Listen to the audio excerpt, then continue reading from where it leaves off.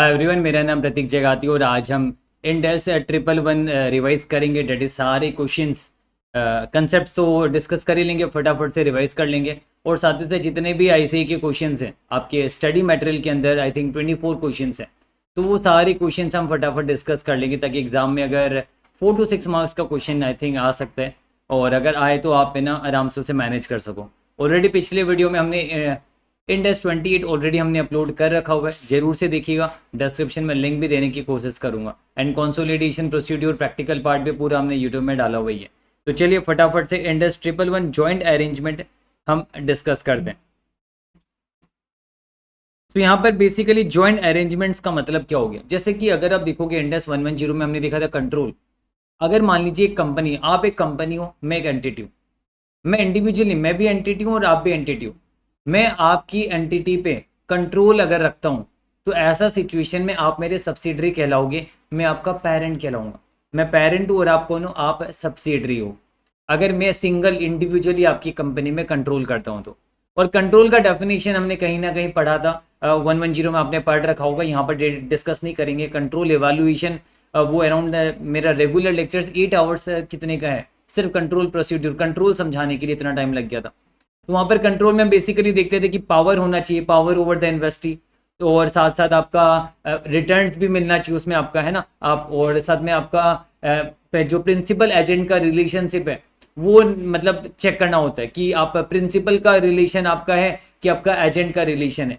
तो मैं ये कुछ कुछ क्राइटेरिया देखना पड़ता है कि आपका वेरिएबल रिटर्न्स आपको मिल रहा है कि नहीं मिल रहा है, उसका छोटा सा हम डिस्कशन यहाँ पर कर लेंगे, जिसके चलते हमारे पास कंट्रोल आता है। तो फिलहाल मैं कंट्रोल का डेफिनेशन आपको नहीं समझाऊंगा, आगे थोड़ा सा बात कर लेंगे। फिलहाल मैं आपको ये कहना चाहता हूँ कि अगर आपकी कंपनी में सिंगल हैंडेडली मैं कंट्रोल कर रहा हूँ तो मतलब इंडेस 110 लगेगा एंड आप सब्सिडरी हो जाओगे मेरे, मैं पेरेंट हूँ, आप सब्सिडरी हो जाओगे। लेकिन कितने बार आप देखिएगा कि एक कंपनी में एक से ज्यादा बंदे का कंट्रोल है, एक से ज्यादा पर्सन का कंट्रोल है। मतलब आपकी कंपनी में मान लीजिए मैं भी कंट्रोल करता हूं तो एक और एंटिटी वो भी कंट्रोल करती है, और हम दोनों का यूनानिमस कंसेंट चाहिएगा। मतलब कोई भी आपकी कंपनी का रेलेवेंट एक्टिविटीज का डिसीजन पास करने के लिए मेरी रजामंदी के साथ साथ उसकी भी रजामंदी लगेगी। मतलब हम दोनों का ज्वाइंट कंट्रोल है। तो जब हम दोनों का ज्वाइंट कंट्रोल 2 का भी हो सकता है, या 3 आदमी का हो सकता है, 4 एंटिटी का हो सकता है, 5 का हो सकता है, यानी जहां पर जिसका जिसका ज्वाइंट कंट्रोल है वहां पर इंडेस 111 लग जाता है। ज्वाइंट अरेंजमेंट जहां पर हम अकाउंटिंग करते हैं एज पर इंडेस 111। और वहां पर भी आगे हम पढ़ेंगे ज्वाइंट ऑपरेशन और ज्वाइंट वेंचर। अगर ज्वाइंट ऑपरेशन का केस है तो इंडेस 111 अकाउंटिंग समझाएगा। अगर ज्वाइंट वेंचर का केस है तो ऑलरेडी मैंने इंडेस 28 पढ़ा दिया, वहां पर हम इक्विटी मेथड लगाते हैं। तो ये सारा चीज आपको समझना है। तो मतलब सिंपल सी बात है, डिफरेंस इतना ही है। अगर एक सिंगल एंटिटी कंट्रोल करी दूसरे एंटिटी को तब तो होल्डिंग सब्सिडरी का रिलेशन है, 110 लगेगा। अगर एक से ज्यादा एंटिटी किसी दूसरी एंटिटी को कंट्रोल करी तो वहां पर शेयरिंग ऑफ कंट्रोल है ना, कंट्रोल का शेयर हो रहा है, शेयरिंग हो रहा है, तो वहां पर हम उसे क्या कहते हैं, ज्वाइंट कंट्रोल कहते हैं। तो ये बस आपको समझना है। तो ज्वाइंट कंट्रोल मतलब इसका मतलब टू या दो से ज्यादा parties, 2 or more parties have joint control, उसे हम ज्वाइंट अरेंजमेंट करते हैं। जहां पर एग्रीमेंट होता है, अरेंजमेंट होता है, वो इम्प्लिसिट या एक्सप्लिसिट हो सकता है। जहां पर दो या उससे ज्यादा पार्टीज का अगर कंट्रोल है तो उसे हम ज्वाइंट अरेंजमेंट का नाम देते हैं, जिसपे इंडेस 111 अप्लाई हो जाता है। और ज्वाइंट अरेंजमेंट का कैरेक्टरिस्टिक्स वगैरह पढ़ाने की जरूरत नहीं, मतलब सिंपल सी बात है, सारे पार्टीज जो है वो कॉन्ट्रेक्चुअल एग्रीमेंट में बाउंड है, और वहां पर क्या हो रहा है, शेयरिंग हो रहा है ऑफ कंट्रोल का, है ना, 2 से ज्यादा पार्टीज के बीच में कंट्रोल का शेयरिंग हो रहा है, दैट इज ज्वाइंट कंट्रोल। यानी इसका मतलब ये हो गया, ज्वाइंट कंट्रोल का मतलब सिंपल सी बात है, contractually agreed sharing of control, है ना। कंट्रोल शेयर किया जा रहा है where decision about relevant activities, किसी भी रेलेवेंट, यानी रेलेवेंट एक्टिविटीज हमने कंट्रोल एवोल्यूशन में पढ़ा हुआ है, किसी भी रेलेवेंट एक्टिविटीज मतलब जो इंपॉर्टेंट डिसीजन होते हैं, जो मेजर डिसीजन होता है, तो किसी भी मेजर डिसीजन को पास करने के लिए जो जो ज्वाइंट कंट्रोल को शेयर कर रहे जितनी एंटिटी, उन सब का यूनानिमस कंसेंट चाहिएगा। मान लीजिए फॉर एग्जांपल आपकी कंपनी में मैं प्रतीक जगाती और एक पंकज जगाती और एक कोमल जगाती, हम 3 जन आपकी कंपनी पे कंट्रोल करते हैं, ज्वाइंट कंट्रोल है। तो हम तीनों की रजामंदी के बगैर रेलेवेंट जो डिसीजन है, जो इंपॉर्टेंट डिसीजन है, वो पास नहीं हो सकते। अगर मान लीजिए 3 में से 2 ने हाँ कर दिया, तीसरे ने मना कर दिया, तो भी नहीं होगा। यूनानिमस वर्ड बहुत इंपॉर्टेंट है। यूनानिमस का मतलब सबका रजामंदी चाहिएगा, मेजोरिटी नहीं, वो तीनों का रजामंदी चाहिएगा, तब होगा। हाँ ऐसा भी हो सकता है, मान लीजिए आपकी कंपनी है, आपकी कंपनी में 5 लोग हैं, 5 एंटिटी, सब 20% 20% 20% होल्ड करते हैं, सबके सब 20% होल्ड करते हैं, और 3 आउट ऑफ 5 जो एंटिटी है जो 20% होल्ड करती है, उसमें 3 एंटिटी ने क्या किया, मिलके एक एग्रीमेंट बना लिया कि वो क्या करेंगे, जो भी डिसीजन पास करना होगा मिलकर डिसीजन पास करेंगे। तो कॉन्ट्रेक्चुअल एग्रीमेंट कर लिया। तो कॉन्ट्रेक्चुअल एग्रीमेंट के तहत वो 3 एंटिटी का 20 मिला के 60% हो गया, मेजोरिटी आ गया। तो वो 3 एंटिटी का ज्वाइंट कंट्रोल हो गया वहां पर, और बाकी 2 एंटिटी का ज्वाइंट कंट्रोल वगैरह कुछ नहीं है। बाकी 2 एंटिटी का अगर सिग्निफिकेंट इन्फ्लुएंस एस्टैब्लिश हो रहा है, जो कि चांस कम है क्योंकि इधर 3 एंटिटी मिलकर ऑलरेडी ज्वाइंट कंट्रोल में सारे डिसीजन पास कर लेगी, तो बाकी 2 एंटिटी का अगर सिग्निफिकेंट इन्फ्लुएंस भी नहीं है तो वो फाइनेंशियल एसेट मानते हुए इंड एस 109 का अकाउंटिंग करेगी। मैं थोड़ा सा 5 मिनट लूंगा अभी आपको यहाँ पर समझाने के लिए। ये लेने से क्या होगा, आगे सारे क्वेश्चन आराम से आपको समझ आएंगे। तो इसके लिए जैसे कि मैं आपको समझाना चाहूंगा, यहाँ पर आप देखिए, ए लिमिटेड है,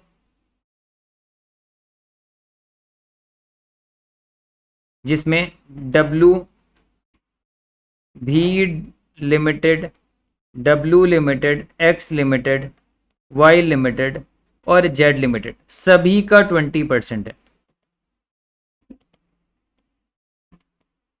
यानी सभी ए लिमिटेड में 20% होल्ड करते हैं। मैं ए को नीचे भी रख देता तो चलेगा, कोई बात नहीं।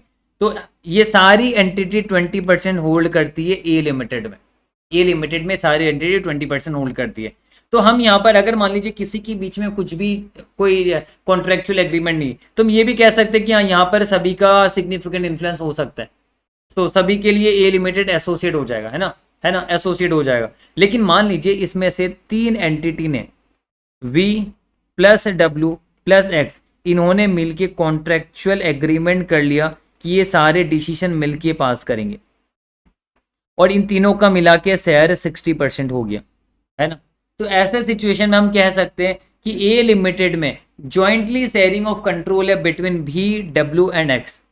तो यहाँ पर भी डब्ल्यू एक्स के लिए ज्वाइंटली शेयरिंग ऑफ कंट्रोल है। तो यहाँ पर ये क्या कर सकते हैं, अगर ज्वाइंट, आगे हम पढ़ेंगे, अगर ज्वाइंट ऑपरेशन है तो इंडस 111 लगाएंगे, अगर ज्वाइंट वेंचर है तो फिर ये क्या करेंगे, इंडस 28 लगाएंगे, है ना। तो ये इन्वेस्टमेंट इन ज्वाइंट वेंचर दिखाएंगे अगर ज्वाइंट वेंचर हुआ तो। और ये 2 एंटिटी जो है, ये 2 एंटिटी का अगर सिग्निफिकेंट इन्फ्लुएंस भी नहीं है, चांसेस तो नहीं लग रहा है, क्योंकि ये तीनों मिलके सारे डिसीजन पास कर लेंगे, इनको पार्टिसिपेट करने भी नहीं देंगे, यहाँ पर इनको पार्टिसिपेशन भी नहीं मिलेगा, तो ये इंडस 109 लगाएंगे। यानी यहाँ पर ऐसा हो सकता है कि जरूरी नहीं कि सारे पार्टीज का यहाँ पर है ना कंट्रोल रहेगा ही। अब बात आती है word unanimous consent. Unanimous consent का मतलब क्या होगा, जब भी डब्ल्यू और एक्स ये तीनों शेयरिंग कर रहे ज्वाइंट कंट्रोल का, तो जब तक ये तीनों हाँ नहीं भरेंगे तब तक कोई डिसीजन पास नहीं होगा। और इन्होंने तो एग्रीमेंट भी कर लिया कि कोई भी डिसीजन होगा तो हम तीनों हाँ भरेंगे तो ही डिसीजन होगा, अदरवाइज नहीं होगा। हम कभी भी वाई और जेड का सहारा नहीं लेंगे।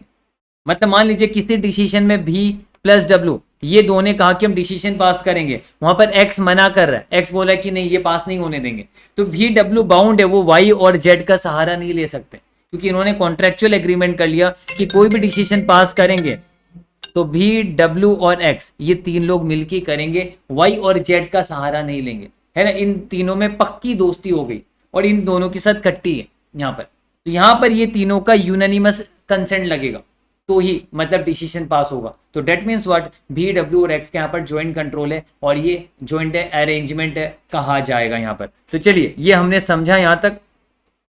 तो यहाँ पर आप ध्यान रखिएगा, decision about relevant activities unanimous consent चाहिएगा जो भी पार्टी से शेयर कर रहे कंट्रोल। मतलब मान लीजिए बहुत सारे इन्वेस्टर हो सकते हैं, उसमें जो जो कंट्रोल को शेयर करे उन सबका यूनानिमस कंसेंट लगेगा, तभी वो ज्वाइंट कंट्रोल कहलाया जाएगा, है ना। आगे क्वेश्चंस भी इलस्ट्रेशन हम कर लेंगे तो हमें समझ में आ जाएगा। अब कंट्रोल असेसमेंट में यहाँ पर आपको नहीं पढ़ाऊंगा ज्यादा, क्योंकि ऑलरेडी इंडेक्स 110 में कंट्रोल एवोल्यूशन में आपने पढ़ रखा होगा और यहाँ पर इसके लिए इतना रेलेवेंट भी नहीं है। क्वेश्चंस भी करोगे तो इतना ज्यादा जरूरत नहीं, पर फिर भी मैं आपको एक ओवरव्यू दे रहा हूँ। तो जैसे कि power over the relevant activities, एक तो आपका पावर होना पड़ेगा, दूसरा एक्सपोजर टू वेरिएबल रिटर्न्स, मतलब आपका कुछ इन्वेस्टमेंट है वहां पर, जिससे कंपनी का प्रॉफिट होगा तो आपका भी प्रॉफिट होगा, कंपनी का नुकसान होगा तो आपका भी नुकसान होगा, वेरिएबल रिटर्न है। और तीसरा ability to use power over the ability to use power to affect return of investing. तो यहाँ पर प्रिंसिपल और एजेंट का किस्सा जो मैंने कंसोलिडेशन में समझाया था 110 में, यहाँ पर अभी ज्यादा डिस्कस नहीं करेंगे। बस सिंपल सी बात ये है कि जैसे कि मान लीजिए फॉर एग्जाम्पल मेरा एक शॉप है, मैंने एक बंदे को रख दिया और वही बंदा शॉप पे बैठता है एनी टाइम, उसी वही बंदा उस शॉप को चलाता है। तो शॉप से रिलेटेड जितने डिसीजन है वो बंदा ले लेता है, पावर उसके पास आ गया। और मान लीजिए उसको मैंने 10% शेयर्स भी देके रखे हुए, तो उसके पास एक्सपोजर टू रिटर्न्स भी है, लेकिन शॉप तो मेरा है ना। और अगर क्या वो चाहे, अगर वो उल्टा पुल्टा काम करेगा तब तो मैं उसे हटा दूंगा ना। लेकिन मैं मालिक हूं, मैं अगर उल्टा पुल्टा काम करूंगा तो मुझे कोई नहीं हटाएगा। तो मालिक वो है कि मैं हूं। तो वहां पर ये तीसरी जगह पे वो फेल हो जाएगा। तो जिस स्टाफ को मैंने रखा है उसको मैंने पावर दिया है, उसको 10% शेयर भी है, उसके पास एक्सपोजर टू रिटर्न भी है, बट तीसरा वाला यहां पर वो एजेंट है, वो प्रिंसिपल नहीं है। वो उसके पास इतना पावर नहीं कि वो रिटर्न को अफेक्ट कर सके। ज्यादा उल्टा पुल्टा काम करेगा उसे मैं साइड कर दूंगा, निकाल दूंगा उसे मैं। लेकिन मैं अगर खुद उल्टा पुल्टा काम करूंगा तो मुझे निकालने वाला कोई नहीं, क्योंकि मैं मालिक हूं, है ना। तो इसलिए पावर और एक्सपोजर, पावर और रिटर्न के साथ एबिलिटी भी होना चाहिए कि मैं चाहूं तो आबादी कर सकता हूं, बर्बादी कर सकता हूं, मुझे रोकने वाला कोई नहीं, क्योंकि मैं मालिक हूं। जैसे रिलायंस की अगर हम बात करें तो रिलायंस में अंबानी जी मालिक है। तो अंबानी जी चाहे तो अपना बिजनेस का घाटा भी कर सकते हैं, जैसे उन्होंने जियो फ्री में दिया, उन्होंने कहा फ्री में लो, पहले स्टार्टिंग में हम कुछ भी नहीं कहेंगे आपको, फ्री में लो। बट ऐसा भी तो हो सकता है उसने कितने सारे अपने अंदर एजेंट अपॉइंट किए जो उसके बिजनेस संभालते हैं, जो सारे main main important relevant decision भी लेते हैं। तो वो एजेंट के पास पावर है क्योंकि अंबानी जी ने दिया हुआ है। उनके पास कुछ परसेंटेज ऑफ रिटर्न्स भी है, वेरिएबल रिटर्न्स, लेकिन उनके पास एबिलिटी नहीं है कि वो रिटर्न्स को अफेक्ट कर सके। ज्यादा उल्टा पुल्टा काम करेगा अंबानी जी निकाल देगा, बट अंबानी जी को कौन निकालेगा, उसको तो कोई नहीं निकाल सकता ना। तो इसलिए यहां पर समझना है, एजेंट अगर आप हो तो एजेंट को कंट्रोल नहीं मिलता है, एजेंट के पास कंट्रोल नहीं होता, प्रिंसिपल के पास कंट्रोल होता है। तो इसलिए ये तीन चीज के बारे में ज्यादा डिटेल में हम जाएंगे भी नहीं, अभी मैंने हल्का सा समझा दिया आपको। कंट्रोल एवोल्यूशन में जाना है और इतना इंपॉर्टेंट भी नहीं यहाँ पर इतना इंपॉर्टेंट भी नहीं है, आप क्वेश्चन करोगे तो पता चलेगा इतना इंपॉर्टेंट नहीं। तो अल्टीमेटली आपको ये देखना है इंडस ज्वाइंट कंट्रोल के लिए देखना है कि क्या कोई कॉन्ट्रेक्चुअल एग्रीमेंट है जहां पर दो या उससे ज्यादा पार्टीज के पास पावर है टू डायरेक्ट रेलेवेंट एक्टिविटीज का डिसीजन लेने का पावर है, जहां पर जितना भी डिसीजन लिया जाएगा वहां पर यूनानिमस कंसेंट लगेगा। मतलब तीन पार्टीज अगर कंट्रोल शेयर करे तो तीनों पार्टीज का रजामंदी लगेगा, नहीं रजामंदी आया तो कंट्रोल नहीं माना जाएगा। तो वैसा सिचुएशन में जितने पार्टी का रजामंदी लगेगा वो ज्वाइंट कंट्रोल है, हम ये मानेंगे। तो इतना अगर आप समझ जाओगे तो अभी हम रेडी है, ये कंसेप्ट जो मैंने आपको समझाया अभी हम रेडी है सारा इलस्ट्रेशंस, बहुत सारा इलस्ट्रेशंस करने के लिए। उसके बाद फर्दर हम ज्वाइंट ऑपरेशन ज्वाइंट वेंचर भी समझेंगे। तो अब मैं आपको लेके चलता हूं हमारे क्वेश्चन बैंक पे, एंड जहां पर मैं आपको वन बाय वन अभी एटलीस्ट 10 क्वेश्चन तो अभी हम कर ही लेंगे, सारे आराम से सबको समझ के कर लेंगे फटाफट से। चलिए वन बाय वन स्टार्ट करते हैं। Illustration 1. ABC Limited and DF Limited have entered into contractual agreement to manufacture a product and sell it in retail market. As per the terms of arrangement, decision about relevant activities require consent of both the parties. यानी जो भी relevant activities होगा उससे related जो decision होगा, relevant यानी important activities ना, important जो जो कंपनी के रिटर्न्स को अफेक्ट करती है वो रेलेवेंट डिसीजंस होते हैं, इंपॉर्टेंट डिसीजन, मेजर डिसीजन। और वो डिसीजन के लिए दोनों पार्टीज का कंसेंट चाहिए, यानी ज्वाइंट कंट्रोल ये पता चल रहा है क्योंकि बोथ द पार्टीज का कंसेंट चाहिए, consent of both the parties. The party share the returns of the arrangement equally amongst them. अब देखिए रिटर्न्स वो शेयर इक्वली करे या फिर 40-60 करे, 30-70 करे, मैटर नहीं करता। हमारे लिए मैटर ये करता है कि जो इंपॉर्टेंट डिसीजन है क्या उसमें यूनानिमस कंसेंट चाहिए, जो जो पार्टीज कंट्रोल शेयर कर रहे हैं। तो यहाँ पर बोथ द पार्टीज कर रहे हैं तो मतलब ज्वाइंट कंट्रोल है।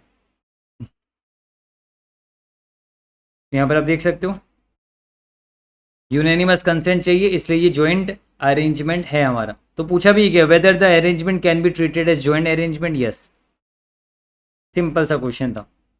Next, PQR limited and XYZ Limited establish an arrangement in which each has 50% the voting right.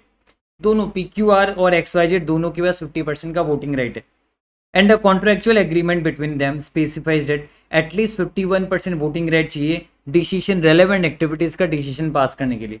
तो बताइए PQR अकेला, दो ही लोग यहाँ पर, कंपनी के दो ही मालिक है PQR और XYZ, और 50% दोनों के पास है। तो PQR अकेला चाहकर भी डिसीजन पास नहीं कर सकता क्योंकि 50% ही उसके पास है और एटलीस्ट 51 चाहिए।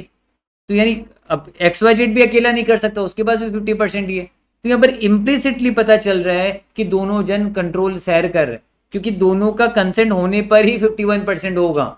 समझ में आया आपको? अदरवाइज नहीं होने वाला, क्योंकि दो ही लोग हैं यहाँ पर, तो दोनों का कंसेंट जाएगा तो ही आपका डिसीजन पास होगा, अदरवाइज डिसीजन पास नहीं होने वाला। तो यहाँ पर देखा जाए तो इम्प्लिसिटली यहाँ पर ज्वाइंट कंट्रोल है, because decision about relevant activities can not be made without both parties agreeing. Simple question था। Illustration 3, A limited, B limited and C limited establishes arrangement जहां पर ए लिमिटेड के पास 50% है, बी लिमिटेड के पास 30% है और सी लिमिटेड के पास 20% है।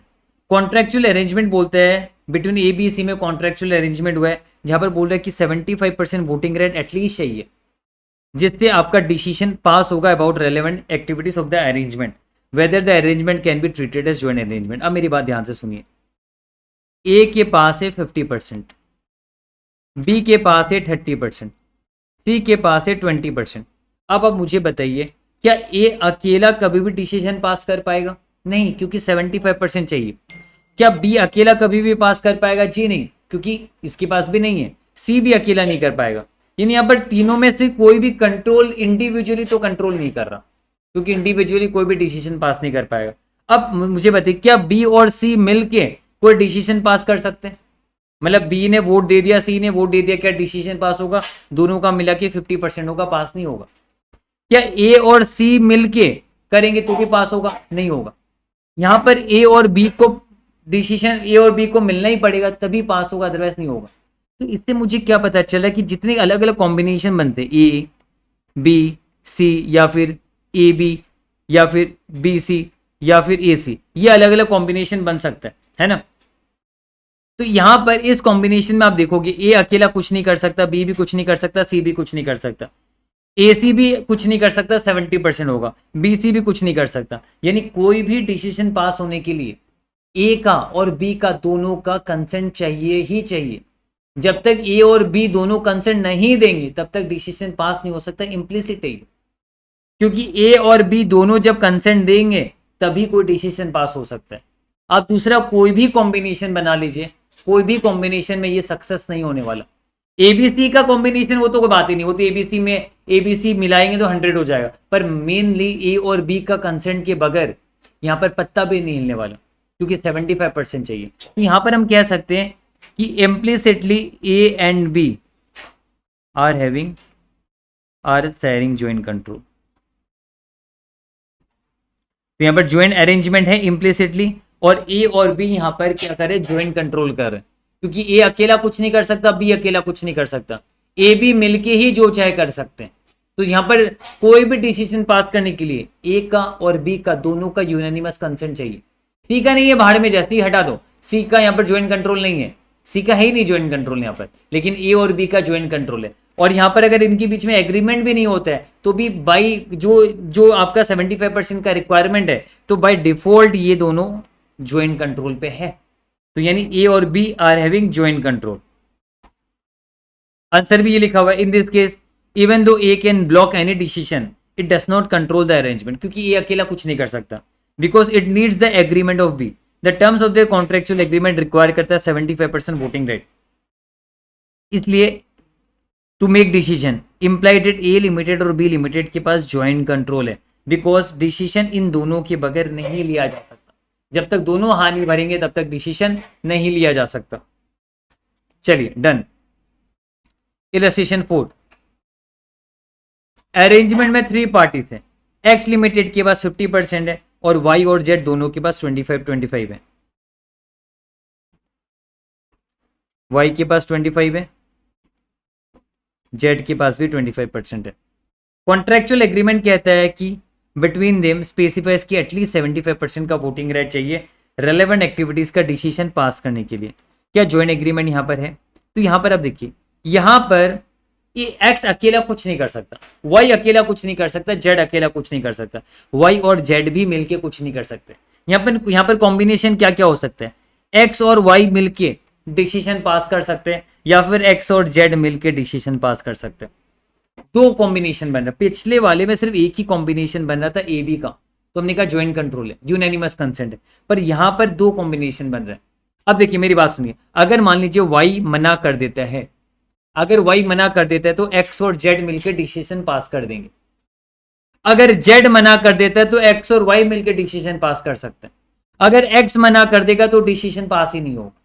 तो यहां पर देखा जाए तो यूनानिमस कंसेंट वाली बात है ही नहीं। यहां पर ऐसा है ही नहीं, मतलब यूनानिमस कंसेंट चाहिए। मतलब ठीक है, एक्स अगर मना कर देगा तो डिसीजन पास नहीं होगा, वाई जेड का नहीं होगा। एक्स भी तो अकेला कंट्रोल नहीं कर रहा है यहां पर। और ज्वाइंट कंट्रोल में भी हम नहीं कह सकते कि एक्स वाई, अगर मान लीजिए एक्स जेड का कॉम्बिनेशन नहीं होता तब हम कह सकते थे कि हाँ एक्स वाई का ज्वाइंट कंट्रोल है, क्योंकि एक सिंगल कॉम्बिनेशन बन रहा है। बट यहां पर अगर एक्स वाई मना कर दे तो एक्स जेड है, एक्स जेड यहां पर है, ये मिलके कर सकते हैं। तो यहां पर हमें क्या चाहिएगा पता है, यहां पर अगर एक्स और वाई ने मान लीजिए एग्रीमेंट कर लिया कि हम जो भी करेंगे दोनों मिलके करेंगे, जेड को आने ही नहीं देंगे बीच में, तब हम कह सकते हैं एक्स और वाई का ज्वाइंट कंट्रोल है। या फिर एक्स और जेड ने मिलके कॉन्ट्रेक्चुअल एग्रीमेंट कर लिया और कह दिया कि वाई की बात हम कभी सुनेंगे नहीं, हम एक्स और जेड मिलके ही जो करना है करेंगे। तो यहां पर जबकि दो कॉम्बिनेशन बन रहा है तो इसके लिए कॉन्ट्रेक्चुअल एग्रीमेंट होना पड़ेगा कि एक्स किसके साथ कॉन्ट्रेक्चुअल एग्रीमेंट करेगा, वाई के साथ करेगा कि जेड के साथ करेगा। अगर एक्स वाई के साथ करेगा तो एक्स और वाई का ज्वाइंट कंट्रोल माना जाएगा। अगर एक्स जेड के साथ कॉन्ट्रेक्चुअल एग्रीमेंट करेगा तो एक्स और जेड का माना जाएगा ज्वाइंट कंट्रोल। और अगर एक्स किसी के साथ नहीं करेगा तो किसी का कोई ज्वाइंट कंट्रोल नहीं रहेगा, फिर ना ही कंट्रोल ना ही ज्वाइंट कंट्रोल रहेगा। क्लियर है? सिग्निफिकेंट इन्फ्लुएंस हो सकता है तीनों का ही, हो सकता है तीनों का सिग्निफिकेंट इन्फ्लुएंस हो सकता है, वो अलग बात है। तो यहां पर हम आंसर देखते हैं। In this case, even though X Limited can block any decision, it does not control the arrangement because इसे either Y या Z का agreement चाहिए. In this question, X, Y, Z collectively control the arrangement. However, there is more than one combination जो मैंने आपको बताया था that can agree to reach 75% of the voting rate. In such a situation, to be a joint arrangement, the contractual arrangement between the parties would need to specify which combination of the parties is required to agree unanimously to decision about the relevant activities. यानी हमें बताना agreement होना पड़ेगा, contractual agreement होना पड़ेगा। किसके कौन contractual agreement कर रहा है, एक्स और वाई या फिर एक्स और जेड। तो उसके हिसाब से हम पता करेंगे ज्वाइंट कंट्रोल है या नहीं। यानी यहाँ पर इंप्लिसिट ज्वाइंट कंट्रोल नहीं है, अपने आप से ज्वाइंट कंट्रोल नहीं निकल रहा है। पिछले वाले क्वेश्चन में एक ही कॉम्बिनेशन था ए बी, तो खुद से ज्वाइंट कंट्रोल निकल के आ गया था। बट यहां पर दो निकल के आ रहा है कॉम्बिनेशन, तो यहां पर कॉन्ट्रेक्चुअल एग्रीमेंट होना पड़ेगा, एक्सप्लिसिटली कॉन्ट्रैक्ट होना पड़ेगा, तभी हम पता कर सकते हैं कि किसके बीच में कौन कौन ज्वाइंट कंट्रोल शेयर कर रहे हैं यहां पर, है ना। चलिए next question, illustration 5. An arrangement has A limited and B limited each having 35%. यानी ए के पास 35% है, बी के पास भी 35% है, with the remaining 30% widely dispersed. Decision about relevant activities require approval by majority of the voting right. तो यहाँ पर आप देखिए क्या चाहिए, 51% चाहिए मेजोरिटी, यानी whether the arrangement can be treated as joint arrangement. तो देखिए यहाँ पर अगर मान लीजिए बी मना कर देते हैं तो ए ने हाँ भरा और रिमेनिंग में से और 16% आ गए तो 51% हो जाएगा।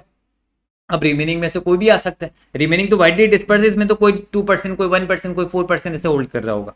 अगर ए मना कर दे तो बी और रिमेनिंग वाले मिलके कर सकते हैं कुछ भी, है ना, कुछ भी खेल कर सकते हैं।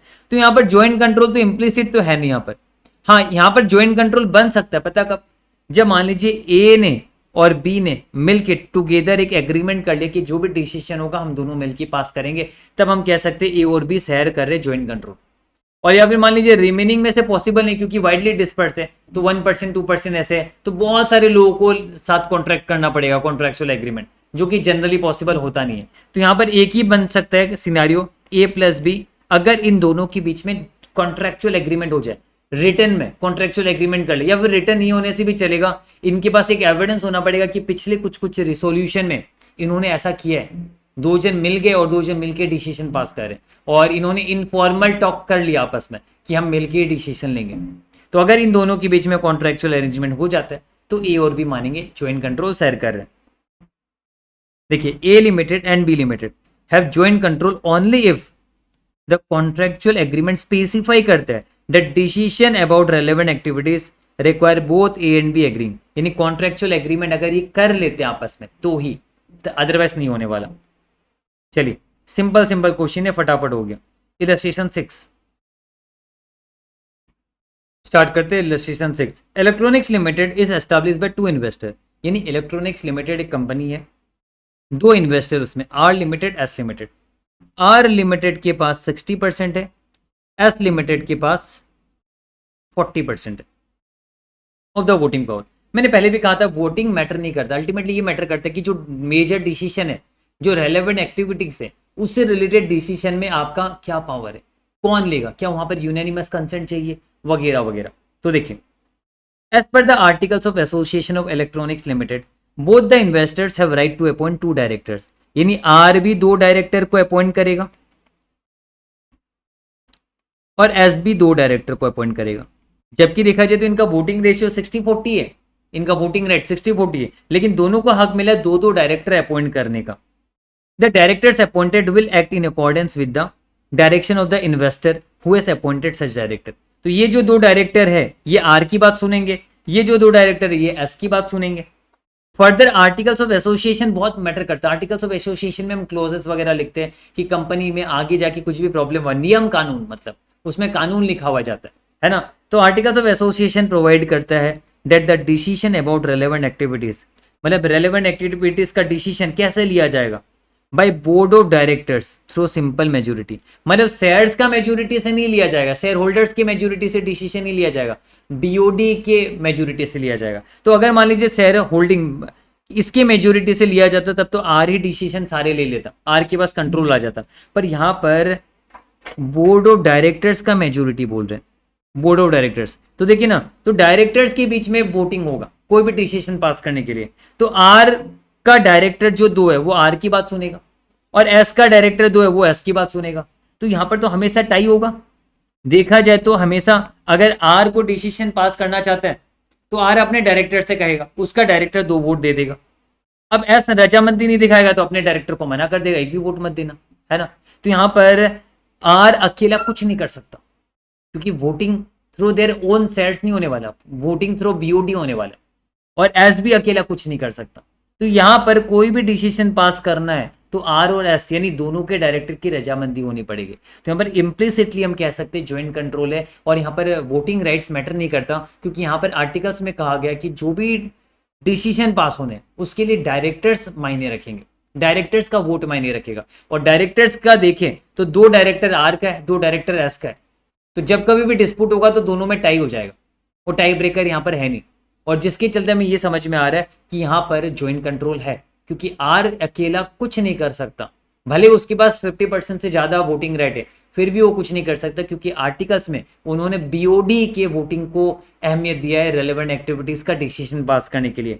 इसलिए अब ये वापस से पढ़िए ये वाला line, further articles of association provides that decision about relevant activities will be taken by BOD, will be taken by BOD through simple majority। ये बहुत इंपॉर्टेंट लाइन है, ये वाला जो है ना, ये वाला BOD थ्रू सिंपल मेजोरिटी, यानी आर और एस लिमिटेड शेयर होल्डर्स नहीं, अगर लिखा हुआ रहता by share holders through simple majority क्योंकि R and S share holder है। अगर यहाँ पर शेयर होल्डर वर्ड लिखा हुआ रहता तब हम कहते हैं कि आर के पास कंट्रोल है और एस का सिग्निफिकेंट इन्फ्लुएंस भी नहीं क्योंकि आर अकेले सारा डिसीजन पास कर लेगा, है ना। लेकिन यहाँ पर बीओडी की बात कर रहे हैं तो इसलिए यहाँ पर दोनों का यूनानिमस कंसेंट चाहिए तभी कोई डिसीजन पास होगा, अदरवाइज दो डायरेक्टर एक साइड दो डायरेक्टर एक साइड डिसीजन कभी पास ही नहीं होगा। तो यहाँ पर ज्वाइंट कंट्रोल है, ज्वाइंट अरेंजमेंट का केस है, वही यहाँ पर लिखा हुआ है, पढ़ लीजिएगा समझ आ जाएगा। अब इलस्ट्रेशन 7 में मैं ज्यादा डीप नहीं जाऊंगा, यहाँ पर भी सेम कहानी। यहाँ पर पता है क्या हुआ, यहाँ पर कहा कि एम लिमिटेड है और एन लिमिटेड है, इन दोनों ने एमएन में इन्वेस्टमेंट किया, दोनों का 50% वोटिंग रेट है। कहा कि दोनों जन दो डायरेक्टर को अपॉइंट करेंगे, यानी एम भी दो डायरेक्टर को अपॉइंट करेगा और एन भी दो डायरेक्टर को अपॉइंट करेगा। तो और डायरेक्टर ही सारे डिसीजन लेंगे मैं डायरेक्टर का मेजोरिटी के थ्रू, तो यहां पर भी टाई होने वाला है। बट यहां पर एक लाइन लिख दिया इन्होंने, एक लाइन क्या लिखा हुआ है, articles of association provides that M limited has the right to appoint the chairman of the board who will have a casting vote in case of a deadlock situation. मतलब कहा कि अगर मान लीजिए इन दोनों के बीच में एक हाँ कर रहा है तो एक ना कर रहा है, एक ना कर रहा है तो एक हाँ कर रहा है, तो हमेशा टाई होगा। लेकिन टाई ब्रेकर इस बार है, इस बार एम ने एक चेयरमैन अपॉइंट किया जो कि कास्टिंग वोट दे देगा, जब कभी भी टाई होगा कास्टिंग वोट दे देगा।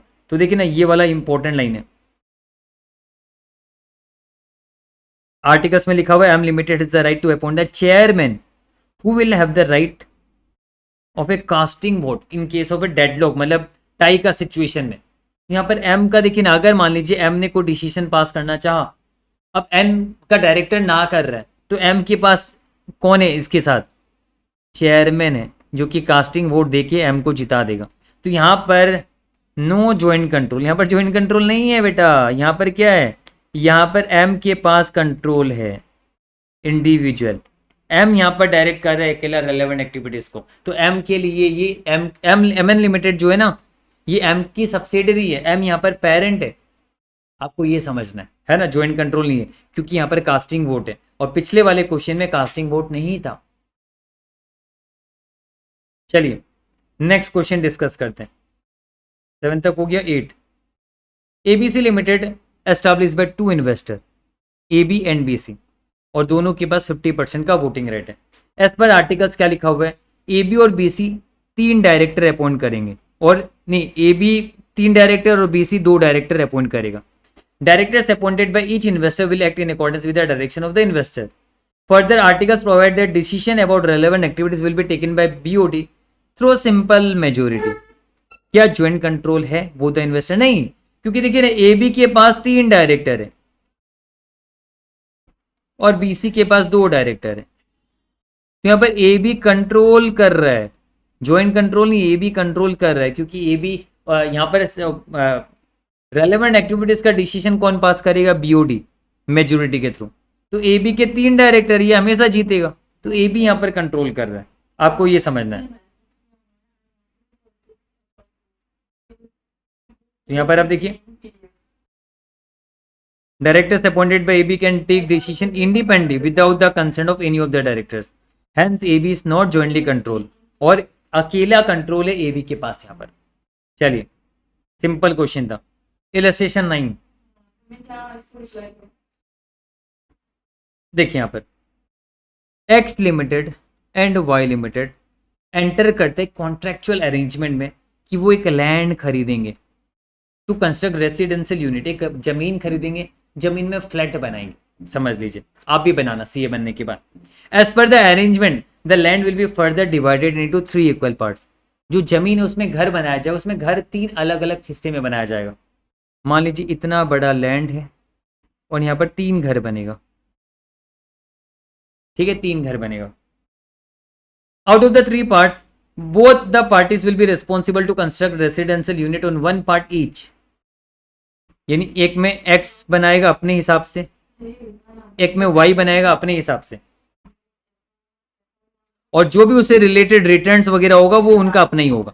यानी एक्स का ये तो अपना अकेला का एक्स का हो गया, ये तो अपना अकेला एक्स का हो गया, तो एक्स का पूरा कंट्रोल है इस पे, यहां पर कोई ज्वाइंट कंट्रोल की बात नहीं होगी। ये वाई का अकेला का हो गया, वाई की यहां पर अकेला का है, ज्वाइंट कंट्रोल की बात नहीं होगी। फिर आगे क्या लिखा हुआ है, the third part of the land will B jointly manage, ये ज्वाइंटिंग नहीं होगा, ज्वाइंटली होगा, jointly manage by both the parties requiring unanimous consent, both the parties requiring unanimous consent of both the parties for all the decision making, determine whether the arrangement is a joint arrangement।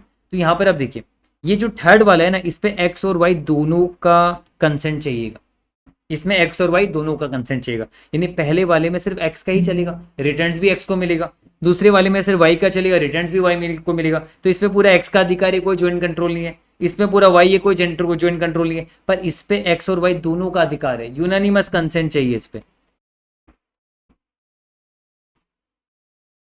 यानी इसमें joint arrangement है, इसमें joint arrangement है।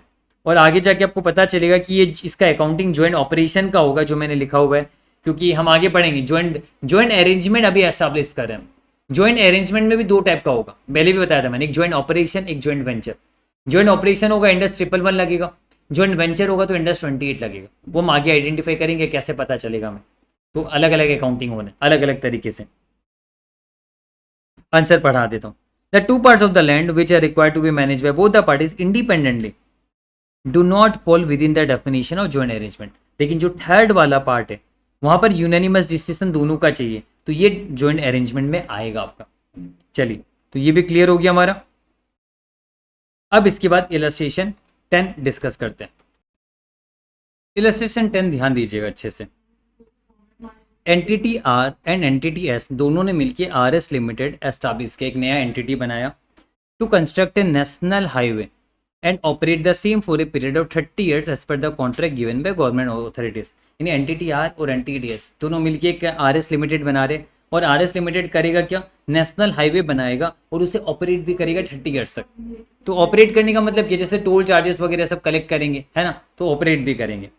As per the articles of association of R S limited, construction of the highway will be done by entity R, यानी highway का construction कौन करेगा, entity R करेगा। And all the decision related to construction से रिलेटेड सारे decision भी entity R अकेला ही लेगा। After the construction is over, entity S operate करे, यानी टोल कलेक्शन वगैरह का काम जो भी है एंटिटी एस ऑपरेट करेगा 30 ईयर्स, और उससे रिलेटेड डिसीजन भी एंटिटी एस ही लेगा।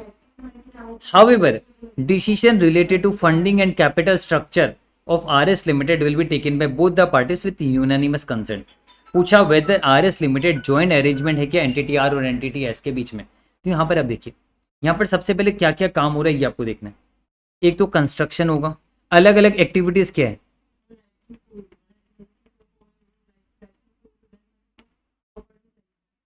कंस्ट्रक्शन,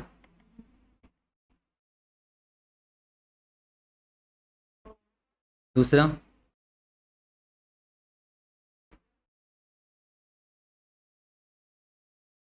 एक्टिविटीज फॉर 30 ईयर्स, तीसरा funding, capital structure related decision, है ना। ये कौन लेगा, आर लेगा, ये लेगा एस और ये लेगा आर एस। तो यहाँ पर 3 एक्टिविटीज है, हमें इसमें से पता करना होगा कौन सा रेलेवेंट एक्टिविटीज है। अलग अलग एंटिटी का अलग अलग रेलेवेंट एक्टिविटीज होता है। रेलेवेंट एक्टिविटीज का मतलब क्या होता है कि जो आपके ऐसे एक्टिविटीज जो इन्वेस्टी के रिटर्न को अफेक्ट करे, जो उस एंटिटी के रिटर्न्स को अफेक्ट करे, ऐसे एक्टिविटीज मतलब मेजर डिसीजंस। तो हमें ये एंटिटी को पता करना पड़ेगा कि एंटिटी का मेजर डिसीजंस क्या है। कंस्ट्रक्शन ऑफ हाईवे से रिलेटेड डिसीजन मेजर है, ऑपरेशन से रिलेटेड डिसीजन मेजर है, कि फंडिंग से रिलेटेड डिसीजन मेजर है। अब ऐसा भी हो सकता है अलग अलग टाइम पे अलग अलग डिसीजन मेजर हो, क्या पता शुरुआती टाइम में, शुरुआत के टाइम पे आपको दिखेगा कि फंडिंग और कैपिटल स्ट्रक्चर से रिलेटेड डिसीजन ही रेलेवेंट एक्टिविटीज है ना, वही डिसीजन सबसे इंपॉर्टेंट है। तो अगर ऐसा है तो उस वक्त हम मानेंगे आर और एस, जबकि दोनों का यूनानिमस कंसेंट चाहिए, तो उस वक्त हम मानेंगे कि आर और एस में ज्वाइंट कंट्रोल है। हाँ, बाद में ऐसा हो सकता है कि उसके बाद एक टाइम पीरियड में ऐसा हो सकता है कि कंस्ट्रक्शन ऑफ हाईवे से रिलेटेड डिसीजन इंपॉर्टेंट है, तो उस वक्त हम कहेंगे कि आर का ही सिर्फ कंट्रोल है, ज्वाइंट कंट्रोल नहीं है। और एक टाइम ऐसा आएगा जब ऑपरेशन एक्टिविटी इंपॉर्टेंट हो, तो उस वक्त हम कहेंगे कि एस का ही यहाँ पर कंट्रोल है, ज्वाइंट कंट्रोल नहीं है। तो हमें पता करना पड़ेगा किसी भी पार्टिकुलर टाइम में, हमें ये पता करना पड़ेगा कि उस टाइम का सबसे इंपॉर्टेंट रेलेवेंट एक्टिविटीज क्या है, कौन से डिसीजन सबसे इंपॉर्टेंट है, और वो डिसीजन कौन ले रहा है। आर ले रहा है तो आर यहाँ पर कंट्रोल कर रहा है, एस ले रहा है तो एस कंट्रोल करेगा, दोनों का लेना पड़ेगा तो दोनों कंट्रोल करे। तो यहाँ पर बस अगर मान लीजिए जिस टाइम में फंडिंग और capital structure related decision important होंगे और वो रेलेवेंट एक्टिविटीज होगा, उस टाइम में आर और एस, जबकि दोनों का कंसेंट चाहिए, तो आर और एस दोनों ज्वाइंट कंट्रोल कर रहे, ये माना जाएगा। अब मैं आईसी का सॉल्यूशन पढ़ाता हूँ, मैंने ज्यादा अच्छा समझाया, ज्यादा क्लियर बताया आईसी के सॉल्यूशन से। In this case, the investor should evaluate which of the decision about relevant activities can most significantly affect the returns of RS Limited. यानी बोल दिया evaluate करो decision about relevant activities जो कि most significantly affect करेगा returns को RS Limited का। अगर कंस्ट्रक्शन ऑफ हाईवे से रिलेटेड डिसीजन इंपॉर्टेंट है तो आर लिमिटेड कंट्रोल कर रहा है, अगर ऑपरेटिंग से रिलेटेड इंपॉर्टेंट है तो फिर एस कर रहा है, वो डिपेंड करेगा। Can affect the returns of R S limited most, यहाँ पर क्या लिखा हुआ है, if the decision related to construction of highway और operating the highway can affect the returns of the R S limited most significantly then the investor directing those decisions has power over R S limited and there is no joint arrangement. However if the decision related to funding and capital structure can affect the returns of RS Limited more significantly than RS Limited is a joint arrangement between entity R and entity S। तो वही मैंने तोड़ के समझाया, अगर construction relevant है तो R का कंट्रोल है, अगर ऑपरेटिंग इंपॉर्टेंट है तो S का कंट्रोल है, अगर ये इंपॉर्टेंट है फंडिंग और कैपिटल तो RS का ज्वाइंट कंट्रोल माना जाएगा। तो वही मैंने आपको समझाया अच्छी तरीके से, आप भी तोड़ के लिख सकते हो एग्जाम में। Next illustration 11, an entity has 4 investor A B C and D। देखिए A का 10% है, B का 20, C का 30, D का 40। The articles of association requires decision about relevant activities to be taken by majority voting rights. Majority voting rights है। However investor A B और C have informally, formally नहीं informally agree हुए हैं, ये लोग आपस में बातचीत कर लिया, इनफॉर्मली एग्री हुआ है कि ये वोट टुगेदर करेंगे। तो टुगेदर अगर ये वोट करेंगे ABC तो 10 + 20 + 30 कितना हो जाएगा, 60% हो जाएगा, मेजोरिटी हो जाएगा। तो सिर्फ इनफॉर्मल से चलता नहीं, हमें एविडेंस देखना होता है कि क्या पिछले कुछ टाइम में, पास्ट में क्या कुछ ऐसा हुआ है कि इन लोग मिलके ही कर रहे हैं, तो कुछ एविडेंस ढूंढना पड़ेगा। आगे देखते हैं। This informal agreement has been effective in recent meetings. ये एविडेंस मिल गया, ये इनफॉर्मल एग्रीमेंट इफेक्टिव हुआ है रिसेंट मीटिंग्स में, यानी रिसेंट में मीटिंग हुआ है जहां पर ये 3 लोग मिल गए और मिलकर इन्होंने डिसीजन पास किया है। तो यहां पर इनफॉर्मल नहीं, इनफॉर्मल के साथ अगर फॉर्मल है तब तो कोई बात ही नहीं, इनफॉर्मल में थोड़ा कम कॉन्फिडेंस आता है ना, तो यहां पर इनफॉर्मल में लेस कॉन्फिडेंस आता है। तो इस लेस कॉन्फिडेंस को हटाने के लिए एविडेंस है ऑफ पास्ट मीटिंग, या फिर लिख सकते हैं रिसेंट मीटिंग, है ना, रिसेंट मीटिंग्स का एविडेंस एग्जिस्ट करते हैं यहाँ पर। तो यहां पर जबकि एविडेंस है कि इन्होंने ऐसा किया है तो हम कहेंगे A B और C मिलके ज्वाइंट कंट्रोल कर रहे हैं, है ना, क्योंकि इन्होंने सिर्फ कहा नहीं, इन्होंने करके दिखाया है रिसेंट मीटिंग्स में। तो ये करके दिखाया, एविडेंस है, मतलब A B और C मिलके ज्वाइंट कंट्रोल कर रहे हैं, ज्वाइंट अरेंजमेंट है between A B and C। आगे इलस्ट्रेशन 12 स्टार्ट करते हैं। Illustration 12, D limited, E limited and F limited have established a new entity DF limited. यानी DF लिमिटेड एक एंटिटी जिसमें D, E और F इन तीनों ने मिलकर एस्टैब्लिश किए। अब हम देखेंगे कि क्या D, E और F तीनों ज्वाइंट कंट्रोल करते हैं या नहीं करते। As per the arrangement unanimous consent of all the 3 parties is required only with respect to decision related to change of the name of entity, amendment to constitutional documents of the entity to enter into new business, change in the register office। ये देखिए ना, यहाँ पर क्या लिखा हुआ है, unanimous consent चाहिए सभी का, D, E और F का, पर हर डिसीजन में नहीं। नाम चेंज करना है एंटिटी का, या फिर मान लीजिए कोई डॉक्यूमेंट्स में अमेंडमेंट करना है, या फिर रजिस्टर्ड ऑफिस को चेंज करना है, तो ये सब कोई रेलेवेंट एक्टिविटीज नहीं है ना। ये सब देखा जाए तो हम इसे प्रोटेक्टिव राइट कहते हैं, क्योंकि कभी कभी कुछ ऐसा नाम रहता है, हम नहीं चाहते कि नाम बदल जाए। आज जैसे मान लीजिए फॉर एग्जांपल मेरे बिजनेस का नाम जगाती लिमिटेड है, ठीक है, एंड या फिर मान लीजिए हमने बिजनेस का नाम रखा है जगाती किंग FR लिमिटेड। अब बाद में जो और भी मेरे इन्वेस्टर्स हैं वो कह रहे हैं कि हम यहाँ इन्वेस्टमेंट करेंगे, पर कल को आप जगाती किंग FR हटा के कोई दूसरा नाम रख दोगे, अपनी मम्मी का नाम रख दोगे, पापा का नाम रख दोगे, ऐसे थोड़ा ना चलेगा। तो वहाँ पर कुछ कुछ प्रोटेक्टिव राइट दिया जाता है कुछ इन्वेस्टर्स को। तो वो प्रोटेक्टिव राइट्स से कोई लेना देना नहीं है, वो प्रोटेक्टिव राइट्स मायने नहीं रखते, मायने रखता है जो आपका रेलेवेंट एक्टिविटी से रिलेटेड डिसीजन है वो कौन ले रहा है। तो इसमें अगर प्रोटेक्टिव राइट के लिए अगर मान लीजिए सभी को अधिकार दे भी दिया, तो इसका मतलब ये नहीं कि सभी के सभी ज्वाइंट कंट्रोल कर रहे हैं, यानी ये मायने नहीं रखते। आगे देखते हैं, आगे देखिए क्या लिखा हुआ है, decision about other relevant activities, जो भी बाकी सारे रेलेवेंट एक्टिविटीज हैं उसमें D और E का ही कंसेंट चाहिए। तो पूछ रहा है क्या F लिमिटेड इसे पार्टी विद ज्वाइंट कंट्रोल? जी नहीं, यहाँ पर D और E ही ज्वाइंट कंट्रोल कर रहे हैं, F ज्वाइंट कंट्रोल नहीं कर रहा, क्योंकि F के पास बस प्रोटेक्टिव राइट है ना, रेलेवेंट एक्टिविटी से रिलेटेड राइट नहीं है।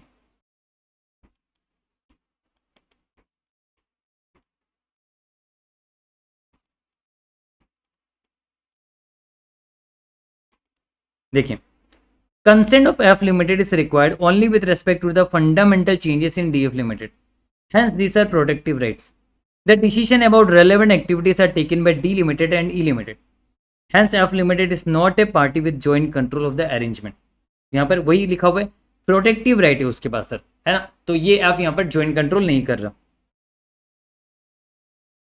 अब आगे इलस्ट्रेशन 13। इलस्ट्रेशन 13 भी सिंपल सा है। यहाँ पर क्या बोल रहे हैं, एंटिटी ए और एंटिटी बी ने एक कॉन्ट्रेक्चुअल एग्रीमेंट किया कि जो भी रेलेवेंट एक्टिविटी से डिसीजन रिलेटेड है वो यूनानिमस कंसेंट होगा both the parties. In relevant activities का डिसीजन के लिए ए और बी दोनों का यूनानिमस कंसेंट चाहिए, दोनों का ही यूनानिमस कंसेंट चाहिएगा।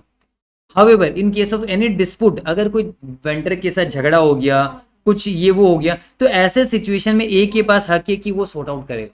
अब होता है ना, जैसे मैं और मान लीजिए मैं और पंकज जगाते, हम दो मिल के सारा धंधा संभालते, पर मान लीजिए मेरा जो भाई है वो गर्म खून का है, तो मैंने कहा कि कुछ कुछ वेंडर से रिलेटेड डिस्प्यूट वगैरह कुछ मैटर होगा, तू साइड में रहना, तू नहीं घुसना, तू घुसेगा काम को बिगाड़ेगा। तो मैंने कहा तेरा खून गर्म है, तू साइड में रहना, मैं करूंगा। तो वहां पर कुछ कुछ जगह में हम कहते हैं कि वो डिसीजन हम पास करेंगे। तो यहाँ पर जैसे कि आप खुद सोचिए ना, ए को कहीं कहीं अधिकार दिया इंडिविजुअली, बट वो रेलेवेंट एक्टिविटीज नहीं है। वेंडर से सेटल करना,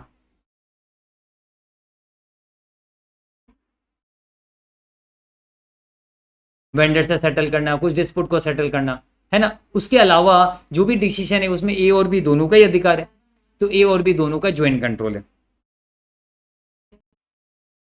तो यहाँ पर सॉल्यूशन में देखिए क्या लिखा हुआ है, ये line, the arrangement is a joint arrangement since the contractual agreement requires decision about relevant activities to be taken by unanimous consent. Unanimous consent चाहिए। The right available with entity, ये झगड़ा वगैरह सल्टाना, है ना, decision for resolution of dispute will not prevent the arrangement from being a joint arrangement. तो यहाँ पर तो ज़्यादा कुछ लिखा नहीं, बस बोला ये प्रिवेंट नहीं करेगा, इससे कोई मायने नहीं रखते। बाकी तो मैंने आपको समझाई दिया, है ना। अब आगे हम बात करेंगे जॉइंट ऑपरेशन और जॉइंट वेंचर का मतलब हम समझेंगे, तब हम आगे क्वेश्चन कर पाएंगे।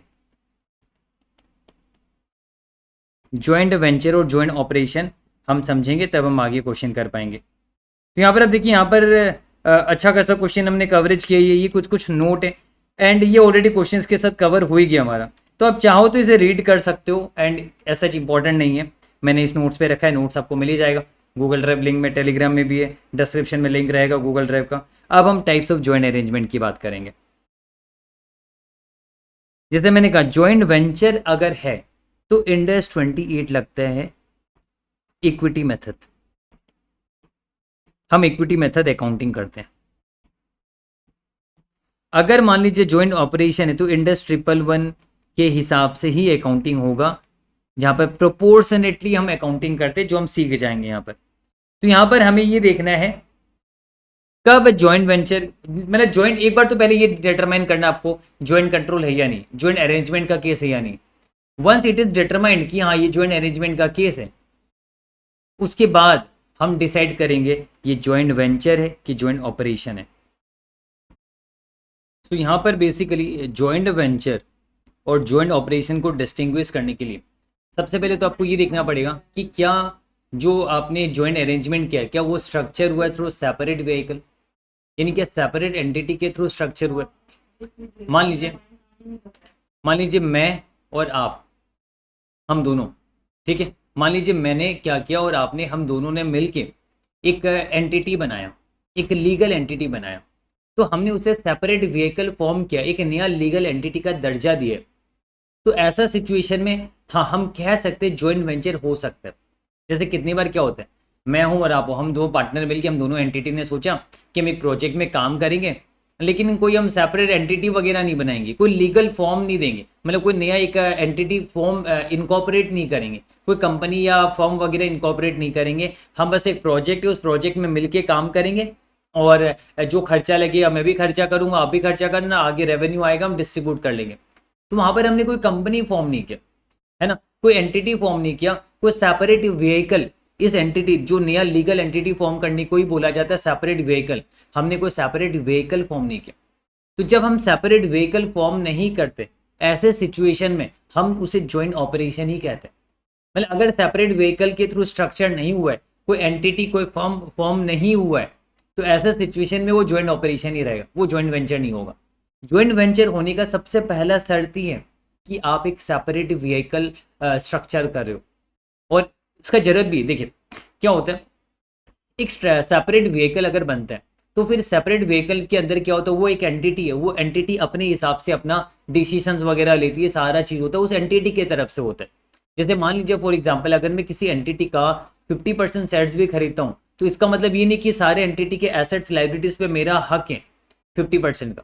मैंने एंटिटी के 50% शेयर्स खरीदे, हाँ लिक्विडेशन में मुझे 50% मिलेगा अलग बात है। बट जैसे मान लीजिए फॉर एग्जाम्पल रिलायंस इंडस्ट्रीज में मैंने 20% शेयर खरीदा, तो मैं नहीं कह सकता कि रिलायंस इंडस्ट्रीज के सारे डेटर्स क्रेडिटर्स सबके 20% मेरे, सारे एसेट्स के भी 20% मेरे, मैं ऐसा नहीं कह सकता।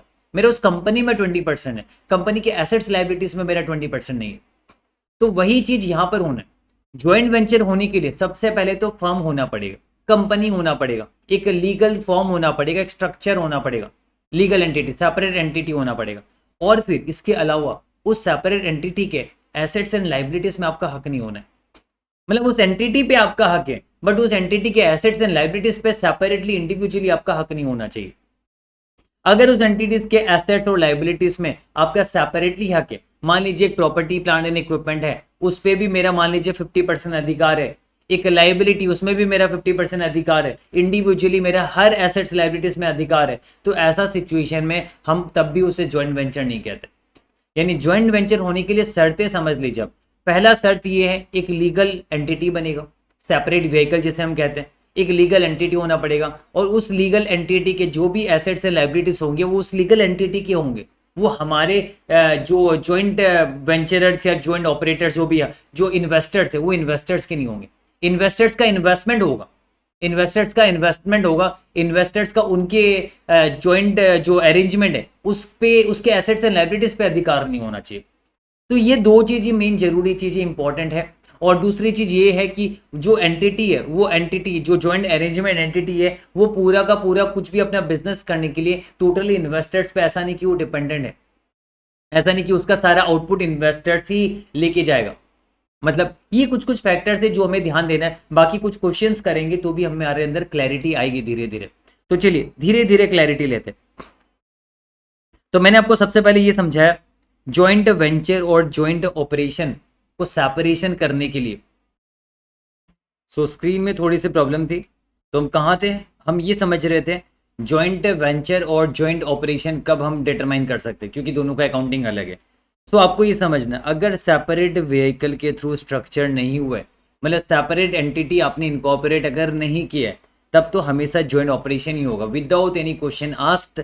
अगर आपको देखे कि हाँ सेपरेट एंटिटी इनकॉर्पोरेट नहीं हुआ है, भले पार्टनरशिप फर्म हो या फिर कंपनी हो, जो भी हो, अगर सेपरेट एंटिटी यानी सेपरेट व्हीकल उसी को कहते हैं, अगर सेपरेट व्हीकल स्ट्रक्चर नहीं हुआ है, हमेशा क्या होगा, सिंपल ज्वाइंट ऑपरेशन होगा।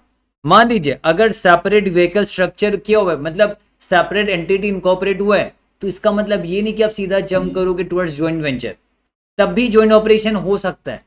अगर कुछ कुछ कंडीशन है वो सारी सेटिस्फाई हो गई तो ही ज्वाइंट वेंचर होगा। मतलब मान लीजिए सेपरेट व्हीकल फॉर्म हुआ है, सेपरेट एंटिटी इनकॉर्पोरेट हुआ है, लेकिन जो कंपनी का लीगल फॉर्म है, जो कंपनी का लीगल फॉर्म है वो ये कहता है कि सारे एसेट्स पे, सारे जो ज्वाइंट जो मतलब जो ज्वाइंट कंट्रोल रखते हैं, सारे जो इन्वेस्टर्स हैं, उन इन्वेस्टर्स का सारे एसेट्स पे राइट है इंडिविजुअली और सारी लाइबिलिटीज पे ऑब्लिगेशन इंडिविजुअली, यानी their rights to the asset and obligation to the liabilities, उनका लाइबिलिटीज पे ऑब्लिगेशन भी है।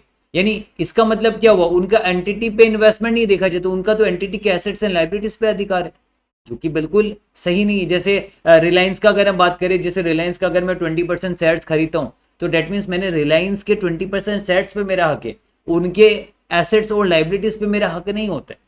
उनके शेयर्स पे मैं जाके नहीं कह सकता मुझे 20% एसेट्स अभी का दो, अगर एक अलमीरा भी तो उसका 20% मेरा होगा, एक मशीन भी तो उसका 20% मेरा होगा, ऐसा नहीं होता।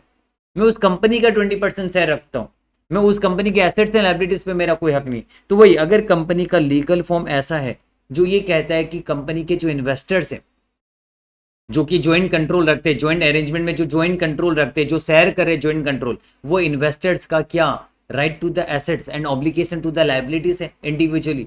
अगर ऐसा कुछ है तब भले ही वो सेपरेट एंटिटी फॉर्म क्यों ना हुआ हो, वो ज्वाइंट ऑपरेशन कहलाए। और मान लीजिए ऐसा है कि लीगल फॉर्म भी ये कहता है कि नहीं rights to the assets and obligation to the liabilities, नहीं ऐसा कुछ नहीं है। लेकिन मान लीजिए जो इन्वेस्टर से उन्होंने आपस में ही क्या कर लिया, एक कॉन्ट्रेक्चुअल अरेंजमेंट कर लिया, कॉन्ट्रेक्चुअल एग्रीमेंट कर लिया, जहां पर उन्होंने कहा है कि एसेट्स पे हमारा हक होगा प्रोपोर्शनेटली और लाइबिलिटीज पे भी हमारा ऑब्लिगेशन होगा प्रोपोर्शनेटली। तो भले आपका क्लॉजेस में लिखा हुआ नहीं है, आर्टिकल्स में लिखा हुआ नहीं है, लेकिन उन्होंने कॉन्ट्रेक्चुअल एग्रीमेंट कर लिया। तो ऐसे सिचुएशन में भी आर्टिकल्स के तो क्लॉज को उन्होंने ओवरराइड कर दिया ना। तो यहां पर मतलब कुल मिला के आपको ये जानना है कि पहली बात, सेपरेट एंटिटी फॉर्म होना चाहिए। दूसरी चीज, rights to the assets and obligation to the liabilities, ये नहीं होना चाहिए। यानी इन्वेस्टर्स का अधिकार सिर्फ उनके इन्वेस्टमेंट में होना चाहिए, उस एंटिटी जो सेपरेट व्हीकल फॉर्म हुई है उसके एसेट्स एंड लाइबिलिटीज पे उनका अधिकार नहीं होना चाहिए। ये आपको क्लियर रखना है, ये बहुत जरूरी चीज है। अब इसके अलावा भी हम देखते हैं अदर फैक्ट्स एंड सर्कमस्टेंसेस, यानी जब ये सारी चीजें मीट करेगी तभी हम कहेंगे ज्वाइंट वेंचर। तो इसका मतलब ये है कि मान लीजिए सेपरेट एंटिटी फॉर्म हुई है, rights to the assets and obligation to the liabilities वाला कोई ऐसा लीगल भी क्लॉजेस लिखा हुआ नहीं है, ना ही कोई कॉन्ट्रेक्चुअल एग्रीमेंट हुआ है, तो इन सब के बावजूद भी ज्वाइंट वेंचर नहीं हो सकता है। आप उसे ज्वाइंट ऑपरेशन कह सकते हो अगर other facts and circumstances indicate करे कि वो ज्वाइंट ऑपरेशन का केस है। तो ये अदर फैक्ट्स एंड सर्कमस्टेंसेस भी हम डिस्कस कर लेंगे। तो अभी तक मैंने ये समझाया कि ज्वाइंट वेंचर होने के लिए क्या होना पड़ेगा, ज्वाइंट वेंचर होने के लिए क्या कंडीशन, आपको ये समझना है। पहला, separate entity, that is separate vehicle, है ना, जिसे हम सेपरेट एंटिटी कहते हैं। सेपरेट लीगल फॉर्म होना चाहिए, सेपरेट लीगल एंटिटी कह देते हैं। दूसरा, no rights to assets and obligation to liabilities, whether in legal form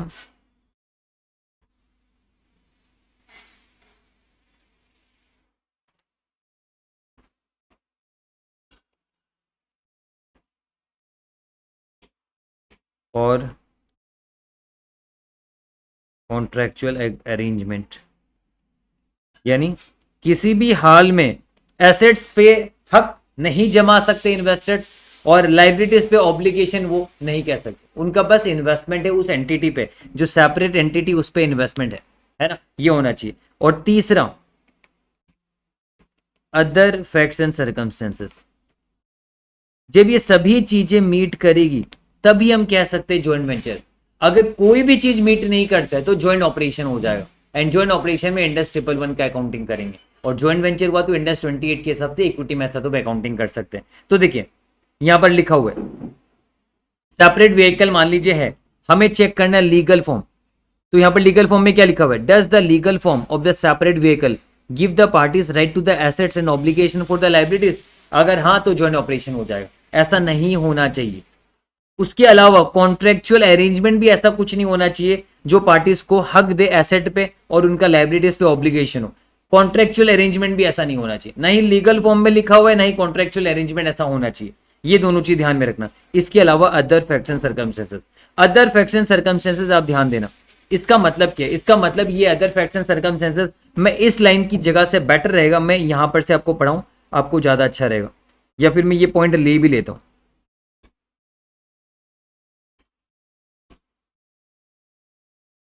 copy करके कहाँ लगा सकता हूँ मैं इसको, चलिए मैं यहाँ पर इसे इंक्लूड कर देता हूँ एक पेज में।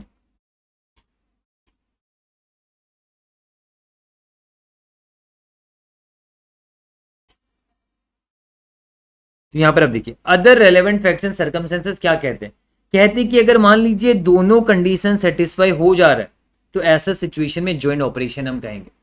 ये दो कंडीशन क्या है, ये दो कंडीशन ऐसा मतलब कि जो सेपरेट व्हीकल आपने इनकॉर्पोरेट किया है, क्या वो सेपरेट व्हीकल का जो मेजोरिटी आउटपुट है, जो आउटपुट निकलेगा, क्या वो सारा का सारा आउटपुट है जो पार्टी से टू द ज्वाइंट अरेंजमेंट, जो इन्वेस्टर्स है parties to the joint arrangement, क्या सारा का सारा वही कंज्यूम कर लेंगे, क्या सारा का सारा वही ले जाएंगे। मतलब इंडिपेंडेंटली वो मार्केट में बेच नहीं सकता सेपरेट व्हीकल, सारा का सारा आउटपुट ही ये इन्वेस्टर्स ले जाएंगे। क्या ऐसा हो रहा है, देखिए पहले वाला, The arrangement activities primarily aim to provide the parties with an output. That is, the parties have right to substantially all the economic benefits of the assets held in the separate vehicle. मतलब सारा का सारा economic benefit जो भी आएगा वो सारा का सारा parties to the joint arrangement, parties to the joint arrangement यही कंज्यूम कर लेंगे क्या? इसके अलावा ये तो है ही, इसके अलावा क्या ऐसा कुछ है कि मतलब अब देखिए, मान लीजिए एक सेपरेट व्हीकल है जिसके हम parties to the joint arrangement है, अब उसके सारे आउटपुट हम ही कंज्यूम कर लेंगे और उसको पैसे भी हम, उस पैसे के लिए वो हम पे डिपेंडेंट है। मतलब हम उनको पैसा, अब सोचिए अगर आगे हमारा काम धंधा हमें उससे नहीं करवाना तो हम उससे पैसे भी नहीं देंगे, क्या पता। तो वो पूरा का पूरा जो हमारे लाइबिलिटीज है, हमने अगर उसके सारे आउटपुट लिए हैं तो हमें उसे पैसे भी तो देने पड़ेंगे, तो हम उसे पैसे जो है वो नहीं दे रहे। वो मान लीजिए पूरा का पूरा डिपेंडेंट है, अगर हम नहीं देंगे तो उसकी कंपनी तो बंद ही हो जाएगी फिर, अगर हम नहीं देंगे तो ऐसा कुछ है क्या? तो मतलब दोनों चीज देखना पड़ेगा, इसलिए एंड वर्ड लिखा हुआ है यहाँ पर, पेन से चार्ज खत्म हो गया। चार्ज खत्म हो गया। तो आप देखिए, आप यहाँ पर स्क्रीन में देख सकते हो एंड वर्ड है। एक तो आउटपुट प्रोवाइड करेगा, उसके अलावा parties he only sources of cash flow है, यानी वो सेपरेट व्हीकल, सोचिए ना अगर मेजोरिटी आउटपुट वो इन्वेस्टर्स को ही देगा, parties to the joint arrangement को देगा, तो पैसे भी, कैश फ्लो का सोर्स भी तो वो पार्टी से रहेंगे, तो कैश फ्लो पे तो कहीं ना कहीं उस पर डिपेंडेंट हो जाएगा। और अगर मान लीजिए वो पैसे नहीं देंगे, investors parties to the joint arrangement अगर वो पैसे नहीं देंगे तो ये सेपरेट व्हीकल तो बंद हो जाएगा। तो ऐसे सिचुएशन में सेपरेट व्हीकल का अपना कोई अस्तित्व तो है ही नहीं, और अगर इसका अपना कोई अस्तित्व नहीं है तो फिर इसे हम ज्वाइंट वेंचर नहीं कहेंगे। यानी ज्वाइंट वेंचर तब होता है जब वो सेपरेट व्हीकल का अपना अस्तित्व रहता है। सबसे पहली बात, सेपरेट व्हीकल ही हमने क्यों कहा? क्योंकि सेपरेट व्हीकल होना मतलब एक लीगल फॉर्म देना, एक सेपरेट लीगल फॉर्म देना, मतलब उसका एक अस्तित्व बनाना। और rights to the asset and obligation to the liabilities नहीं होने का मतलब भी उसका अस्तित्व को उज्जवल करने जैसा हुआ, क्योंकि एसेट्स एंड लाइबिलिटीज पे उस एंटिटी का हक है, इन्वेस्टर्स का हक नहीं है। एंड तीसरी चीज, ऐसा कोई कारनामा नहीं करे, ऐसा कोई फैक्ट्स एंड सर्कमस्टेंसेस नहीं है जो इंडिकेट कर रहा है कि यहाँ पर इन्वेस्टर्स जो है वो सेपरेट व्हीकल तो फॉर्म कर रहे हैं, एसेट्स एंड लाइबिलिटीज पे हक भी नहीं जमा रहे, लेकिन कहीं ना कहीं सारे आउटपुट कंज्यूम कर ले रहे, और वो अगर पैसा नहीं देंगे, अगर वो पैसा नहीं देंगे तब तो फिर खत्म, वो एंटिटी सेपरेट व्हीकल जो है वो बंद हो जाएगी। तो ऐसा नहीं होना चाहिए। तो इसलिए यहां पर अदर फैक्ट्स एंड सर्कमस्टेंसेस में ये दो पॉइंट आपको ध्यान में रखना है। पहला वाला point, provide the parties with an output, यानी सारा का सारे इकोनॉमिक बेनिफिट सारे पार्टीज खा जाएंगे, और parties are substantially only the sources of cash flow, यानी arrangement depends on the parties on a continuous basis for settling the liabilities, क्योंकि पैसे उनसे मिलने के लिए वो डिपेंडेंट हो जाएगा। तो यहां पर अदर फैक्ट्स एंड सर्कमस्टेंसेस में हमने क्या देखा?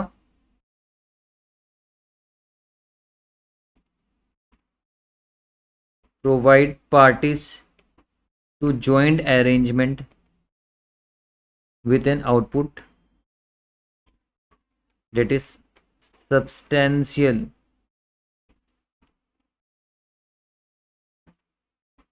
economic benefits consumed by parties, and इसके अलावा separate vehicle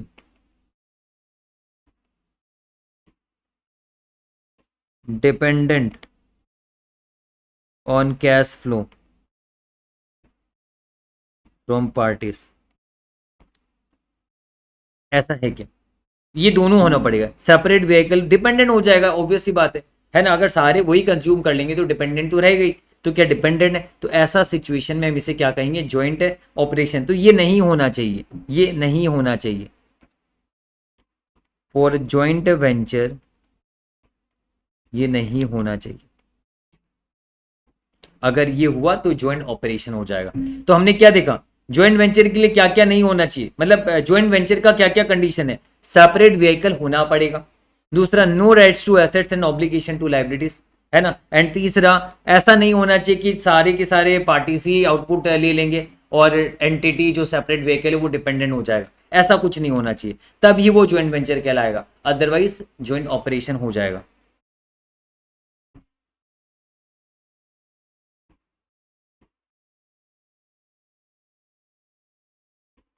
this should not happen.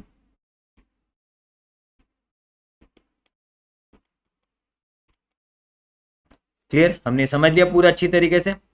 तो अभी अगर हमने अच्छी तरीके से समझ लिया तो अब हम रिलेटेड क्वेश्चन कर सकते हैं आराम से। चलिए क्वेश्चंस पे आते हैं हम।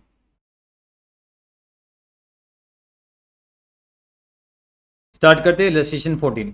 P limited, Q limited are two construction entities, दो एंटिटी है, and they have entered into a contractual arrangement to jointly construct a metro rail project. बनाएंगे एक प्रोजेक्ट, मेट्रो का रेल प्रोजेक्ट बनाने वाले। The construction of metro rail project involves various activities such as construction of infrastructure like metro station, control room, pillar वगैरह वगैरह for the metro, laying of the tracks, acquiring of the coaches of the metro etcetera. The total length of the metro line to be constructed is 50 km. As per the arrangement, both the parties are responsible to construct 25 km each. Each party is required to incur its own cost, use its own asset, incur the liability, and has the revenue and has the right to revenue from their own part. तो देखिए यहाँ पर इन्होंने कोई separate entity form किया, no structured, no separate vehicle structured, है ना। और ये क्या करे, काम को बस बंटवारा कर ले रहे। 25 किलोमीटर का काम तेरा, उसके सारे एसेट्स तेरे, सारे लाइबिलिटीज तेरे, सारे खर्चे तेरे, सारे प्रॉफिट तेरे। बाकी 25 किलोमीटर के सारे एसेट मेरे, सारे लाइबिलिटी मेरे, खर्चे मेरे, इनकम मेरे। तो काम को बंटवारा कर ले। कोई ज्वाइंट वेंचर, कोई एक एंटिटी फॉर्म नहीं किया जो एंटिटी सारा काम करेगी, है ना। तो यहाँ पर कोई स्ट्रक्चर नहीं किया गया सेपरेट व्हीकल, तो ये क्या है, ज्वाइंट वेंचर नहीं है, ये क्या होगा, ज्वाइंट ऑपरेशन होगा, है ना। तो लिखा हुआ not structure through a separate vehicle, each party का यहाँ पर राइट है assets and obligation for the liabilities. ये सारी कंडीशन नहीं होनी चाहिए जॉइंट वेंचर में, तो ये जॉइंट ऑपरेशन हो गया। ये सिंपल क्वेश्चन था। एंड इलस्ट्रेशन 14 16 एक क्वेश्चन था, हाँ चलो 15 करेंगे अब आगे। R S limited and M N limited entered into a contractual arrangement to run a business of providing cars of hire. यानी ये आर एस और एम एन मिलके क्या करेंगे, कार को हायर पे देने का बिजनेस करेंगे। The cars will be own by both the parties jointly, cars जो है ना वो दोनों पार्टीज जॉइंटली ओन करेंगे। The expense to run the car, जैसे सैलरी, पेट्रोल वगैरह, and revenue will be set between both the parties as agreed in the contractual agreement. Determine whether the arrangement is a joint operation. Simple, कोई separate vehicle structure किया नहीं है, कोई entity form नहीं किया है ना, और बंटवारा करेंगे आपस में काम का, और प्रॉफिट का बंटवारा होगा यहाँ पर, है ना, सारा शेयर होगा, खर्चा, इनकम वगैरह। तो सिंपल सी बात है, ये जॉइंट ऑपरेशन होगा। फिर illustration 16। Entity X and entity Y are engage in the business of engineering, procurement and construction for its customer. Both the parties have jointly won a contract from a customer for executing an EPC contract, and for that the parties have established a new entity। देखिए नया entity establish हुआ है, यानी separate vehicle structure किया है यहाँ पर, है ना। नया एंटिटी एक्स वाई लिमिटेड बना है ना। सिर्फ सेपरेट व्हीकल स्ट्रक्चर करने से क्या ज्वाइंट वेंचर हो जाएगा, जी नहीं, हमें अदर फैक्ट्स एंड सर्कमस्टेंसेस देखना होगा। क्या ऑब्लिगेशन टू लाइबिलिटीज और राइट्स टू एसेट्स, ऐसा तो कुछ नहीं है, वो भी देखना होगा। The contract will be executed through X Y limited, X Y limited ही कॉन्ट्रैक्ट को एक्सिक्यूट करेगा। सेपरेट एंटिटी जो फॉर्म किया separate vehicle, all the assets required will be acquired and liabilities relating to execution will be incurred by X Y limited on its own name. तो देखिए ना, assets इसके खुद के होंगे, लाइबिलिटीज भी एक्स वाई लिमिटेड का खुद का होगा। एंटिटी एक्स और एंटिटी वाई का सिर्फ प्रॉफिट में शेयरिंग होगा, वो तो अच्छी बात है, लेकिन एसेट्स एंड लाइबिलिटीज वगैरह में कोई शेयरिंग नहीं है यहाँ पर। ऐसा नहीं कि तेरा 50% एसेट, मेरा 50% एसेट, ऐसा कुछ नहीं। यानी rights to asset and obligation to liabilities, ऐसा कुछ नहीं यहाँ पर। तो ये साफ साफ इंडिकेट करते हैं क्या, कि ये ज्वाइंट वेंचर है ना। तो इससे हमें पता चलता है कि क्या ये ज्वाइंट वेंचर है। The legal form of the separate vehicle is a company. The legal form of the separate vehicle causes the separate vehicle to be considered in its own right. It indicates that the arrangement is a joint venture. In this case, the parties should further evaluate, वो अलग बात कर रहे हैं, facts and circumstances देखना पड़ेगा। हमें other facts and circumstances भी तो देखना होता है, अगर कुछ ऐसा है तो देखना पड़ेगा, वो लिख के आइएगा एग्जाम में। एग्जाम यानी ओवरऑल आपको ये लिखना है, legal form, terms, other facts and circumstances, और ये वाला जो चार्ट मैंने आपको पढ़ाया था ना, एंड ये आपको बस ये एक बार जस्ट गो थ्रू करके एग्जाम के लिए जाएगा। इससे थोड़ा बहुत कंटेंट उठा के डाल सको तो डाल दीजिएगा, बेटर रहेगा। तो 16 हमने कंप्लीट कर लिया। अब 16 के बाद 18 कराऊंगा पहले, क्योंकि ये कंटिन्यूएशन है 16 का। Continuing with the illustration 16, assume that entity X and entity Y have entered into a separate agreement whereby they have agreed that each party has an interest in the asset। each party का asset में interest है, और each party का liability है for the liabilities, obligation है। तो देखिए यहाँ पर each party has the right to asset and obligation for the liabilities, मतलब ये ज्वाइंट ऑपरेशन हो गया। ऐसा नहीं होना चाहिए ना, क्योंकि मैंने कहा ना कि कोई भी कंपनी में अगर हम इन्वेस्टमेंट करते हैं तो उसका कंपनी का एसेट्स एंड लायबिलिटीज उस कंपनी का होता है, हमारा बस उसमें इन्वेस्टमेंट होता है। हम उसका एसेट्स एंड मैंने वापस से रिपीट कर रहा हूँ, मैं मान लीजिए रिलायंस में अगर 20% शेयर्स खरीदता हूँ, दैट डजंट मीन कि मैं रिलायंस का 20% एसेट और 20% लायबिलिटी उठा के ले आऊंगा। मैंने उस कंपनी में 20% इन्वेस्टमेंट है, उसके एसेट्स एंड लायबिलिटीज में 20% इन्वेस्टमेंट नहीं है। तो वैसे यहाँ पर अगर कंपनी के एसेट्स एंड लायबिलिटीज में आपका प्रोपोर्शन है तो वो ज्वाइंट ऑपरेशन बन जाएगा, ज्वाइंट वेंचर नहीं होगा फिर वो। तो चलिए यहां पर हमने ये किया, अब इलस्ट्रेशन 17 भी कर लेते हैं। Two entities have established a partnership firm with each party having 50% share in the net profits of the firm. तो नेट प्रॉफिट में 50% शेयर है। Assuming that the arrangement meet the definition of a joint arrangement, determine क्या ये joint arrangement होगा या फिर ये क्या ये जॉइंट अरेंजमेंट जॉइंट ऑपरेशन कहलाएगा, ये जॉइंट वेंचर। तो सिंपल सी बात है, अगर मान लीजिए पार्टनरशिप फर्म आपने एस्टैब्लिश किया है, अगर ये सेपरेट इसका लीगल दर्जा आपने दिया है, लीगल फॉर्म है और इसके एसेट्स एंड लायबिलिटीज पे आपका अधिकार नहीं है, एंटिटी का ही अधिकार है, तब जॉइंट वेंचर होगा, अदरवाइज जॉइंट ऑपरेशन होगा। लेकिन इन्होंने क्या किया, इन्होंने इस तरीके से लिखा कि जॉइंट ऑपरेशन बना दिया, बट इसमें कंक्लूजन आएगा नहीं, इसमें आपको अदर फैक्ट्स सब कुछ देखना पड़ेगा। चलिए इनका आंसर पढ़ लेते हैं। In this case the parties to the arrangement should evaluate, बोला एवालुएट करना, whether the legal form creates separation between the partners and the partnership firm. If the parties conclude that they have the right in the assets and obligation for the liabilities, तब तो ये joint operation होगा, simple सी बात है। If the assessment of legal form indicates that the firm is a joint operation, then there is no need to evaluate any other factors, क्योंकि अगर assets and liabilities पे आपका अलग अलग proportion है सेपरेटली, तब तो joint operation, आपको फर्दर evaluation की दरकार नहीं है। फर्दर evaluation की नीड पड़ती है joint venture में। जैसे ज्वाइंट वेंचर सेपरेट व्हीकल है, ज्वाइंट वेंचर अभी तक स्टिल एस्टैब्लिश नहीं हुआ है। अगर सेपरेट व्हीकल नहीं है तब तो ज्वाइंट ऑपरेशन ही है। अगर सेपरेट व्हीकल है तो आपको और आगे देखना पड़ेगा कि क्या rights to assets and obligation for liabilities तो नहीं है। अगर है तब वो ज्वाइंट ऑपरेशन बन गया, अगर नहीं है तो फर्दर एवेलुएट करके देखोगे अदर फैक्ट्स एंड सर्कमस्टेंसेस, जिसमें डिपेंडेंसी वगैरह जो मैंने आपको बताया था वो चीज नहीं होना चाहिए, है ना। जो लाइबिलिटी वो एंटिटी का ही होना चाहिए, वो इन्वेस्टर्स पे डिपेंडेंट नहीं है लाइबिलिटी सेटल करने के लिए, और उसका आउटपुट ऐसा नहीं कि पूरा का पूरा इन्वेस्टर के पास ही जा रहा है, ऐसा कुछ नहीं होना चाहिए। तो यहाँ पर आप ये इसे रीड कर लीजिएगा, मैंने समझा दिया, सिंपल था।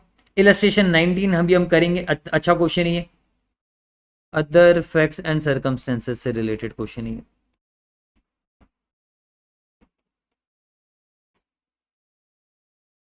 ट्वेंटी भी वैसे ही कुछ इन 19-20 करेंगे, फिर अकाउंटिंग वाला क्वेश्चन आएगा, मजा आएगा। 21-22 भी अकाउंटिंग से रिलेटेड है, मजा आएगा। 23-24 ये चारों क्वेश्चन अच्छा है, मजा आएगा। तो बस अब 2 क्वेश्चन ये थ्योरी वाला ये फटाफट सलटा लेते हैं, फिर हम अकाउंटिंग वाला क्वेश्चन करेंगे। इलस्ट्रेशन 19 करते, तो जो मैंने जो कंसेप्ट समझाया था वो कंसेप्ट आपको अगर अच्छे से आ गया तो अभी ये क्वेश्चन आपको ईजी लगेगा। स्टार्ट करते हैं। Two party structure a joint arrangement in an incorporated entity, मतलब कंपनी इनकॉर्पोरेट हुआ है जिसका नाम है एंटिटी ए, जिसमें दोनों पार्टी का 50% स्टेक है। The purpose of the arrangement is to manufacture materials required by the parties for their own individual manufacturing process. The arrangement ensure that the parties operate the facility that produces the material to the quantity and quality specification of the parties, यानी जो भी बनाएगा इनके investor के हिसाब से बनाया जाएगा। The legal form of entity A through which activities are conducted initially indicates that the assets and liabilities are the assets and liabilities of entity है। मतलब यहाँ पर अभी तक कंडीशन सारे जॉइंट वेंचर की तरफ इशारा कर रहे। सेपरेट व्हीकल फॉर्म हुआ है, no rights to assets and no obligation towards liabilities, है ना, जॉइंट पार्टीज का। यहाँ पर लिख देना कि ये assets and liabilities separate vehicle का है, ना कि पार्टीज का है। तो ये सब सारे जॉइंट वेंचर की तरफ हमें धक्का दे रहे, इशारा कर रहे। The contractual agreement between the parties does not specify that the parties have right to the assets, और मतलब लीगल फॉर्म से भी पता चल रहा है एंटिटी ए के एसेट्स एंड लायबिलिटीज है, पार्टीज के नहीं है। कॉन्ट्रेक्चुअल एग्रीमेंट भी ऐसा कुछ नहीं हुआ है। तो देखा जाए तो जो मैंने आपको लिखवाया था, आपको याद होगा कहाँ गया वो, जो मैंने आपको लिखवाया था ना, सेपरेट व्हीकल है, लीगल फॉर्म में भी एंटिटी का राइट एसेट्स एंड लायबिलिटीज पे राइट्स एंड ऑब्लिगेशन है, ना कि पार्टीज का, ये भी कंडीशन सेटिस्फाई हो रहा है। और ना ही कोई कॉन्ट्रेक्चुअल एग्रीमेंट हुआ है, तो ये सारे कंडीशन सेटिस्फाई हो रहे हैं। बस हमें अदर फैक्ट्स एंड सर्कमस्टेंसेस देखने, अगर ये भी सेटिस्फाई हो गया तब joint venture, otherwise joint operation होगा। आगे देखिए, आगे रेलेवेंट फैक्ट्स एंड सर्कमस्टेंसेस लिखा हुआ है the parties agree to purchase all the output. देखिए ना, सारे आउटपुट जो है पार्टीज खरीद लेंगे in the ratio 50:50। Entity A जो सेपरेट व्हीकल है ना entity A, can not sell any of the output to third parties unless this is approved by the two parties to the arrangement, because the purpose of the arrangement is to provide the parties with output they require. Such sales to third parties are expected to be uncommon. यानी पता चल गया majority पूरा का पूरा output ही parties ही consume कर लेगा। The price of the output sold to the parties set by both parties at a level that is designed to cover the cost of production and administration expenses. On the basis of this operating model, the arrangement is intended to operate at a break-even level. Based on the above fact pattern, determine whether the arrangement is a joint operation or a joint venture. तो आप यहाँ पर देखिए, output भी सारा वो consume कर लेंगे पार्टीज, तो यानी कहीं ना कहीं कैश फ्लो के लिए सेपरेट व्हीकल इन पार्टीज पे डिपेंडेंट रहेगा, क्योंकि अपने सारे आउटपुट तो इनको ही बेच रही है। तो अब इससे हमें पता चल रहा है कि ये जो था ना, ये वाला, ये जो नहीं होना चाहिए था ये हो गया है, और इसलिए ज्वाइंट ऑपरेशन का केस है।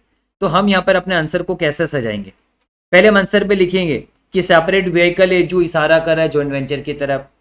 फिर rights to assets and right obligation to liabilities भी सेपरेट व्हीकल का है, ना कि पार्टीज का है। कोई कॉन्ट्रेक्चुअल एग्रीमेंट भी नहीं है, जो भी इशारा कर रहा है ज्वाइंट वेंचर की तरफ। But other facts and circumstances ये बता रहे कि ज्वाइंट ऑपरेशन है ना, क्योंकि आउटपुट जो है वो सारा का सारा पार्टीज ले रहे, और यानी एंटिटी सेपरेट व्हीकल पैसों के लिए उन पर डिपेंडेंट हो जाएगा, मोहताज हो जाएगा उनका। तो वही सारा आंसर यहाँ पर लिखा हुआ है, आप इसे रीड कर लीजिएगा, आपको समझ आ जाएगा अच्छे से। अब हम इलस्ट्रेशन 20 पे प्रोसीड करते हैं। Illustration 20, AB limited and CD limited have entered into a framework agreement to manufacture and distribute a new product. AB और CD लिमिटेड एक एग्रीमेंट करें कि वो मैन्युफैक्चर करेंगे और प्रोडक्ट को डिस्ट्रीब्यूट भी करेंगे, और प्रोडक्ट का नाम क्या है? X। The two activities to be perform as per the framework agreement are manufacturing. दो एक्टिविटी, एक तो मैन्युफैक्चर करना और दूसरा फिर डिस्ट्रीब्यूशन करना। The manufacturing of the product will not be done through a separate vehicle. Manufacturing को separate vehicle के थ्रू नहीं होगा, यानी मैन्युफैक्चरिंग वाला जो पार्ट है वो तो ज्वाइंट ऑपरेशन ही कहलाएगा। The parties will purchase the necessary machinery in their joint name. तो यहाँ पर ये मैन्युफैक्चरिंग वाला पार्ट जो भी होने वाला है ये ज्वाइंट ऑपरेशन है, क्योंकि सेपरेट व्हीकल नहीं है, पहले ही फेल हो गया। आगे, for the distribution of the product the parties have establish a new entity. तो देखिए, डिस्ट्रीब्यूशन के लिए उन्होंने ABCD लिमिटेड को फॉर्म किया है, यानी सेपरेट व्हीकल तो फॉर्म हुआ है। All the goods manufacture will be sold to ABCD limited, यानी ABCD लिमिटेड क्या करेगा? सारे गुड्स परचेज करेगा ये, है ना। जो पार्टी से उनसे सारे गुड्स ABCD लिमिटेड परचेज कर लेगा, क्योंकि यहाँ पर लिखा है ना सारे गुड्स ABCD को बेचा जाएगा, मतलब ABCD खरीदेगा as per price agreed by the parties. Then ABCD limited क्या करेगा? उसका मार्केटिंग और डिस्ट्रीब्यूशन करेगा।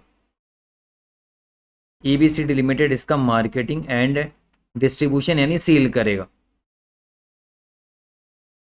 Both the parties will have joint control over ABCD limited. और आगे क्या लिखा हुआ? लीगल फॉर्म ऑफ ABCD बोलता है causes it to be consider in its own right, यानी ABCD का राइट रहेगा एसेट्स और लाइबिलिटीज पे, ना कि उनके पार्टीज का रहेगा। फर्दर कॉन्ट्रैक्चुअल एग्रीमेंट में भी ऐसा कुछ लिखा हुआ नहीं है, और other relevant facts and circumstances भी ऐसे कुछ नहीं है।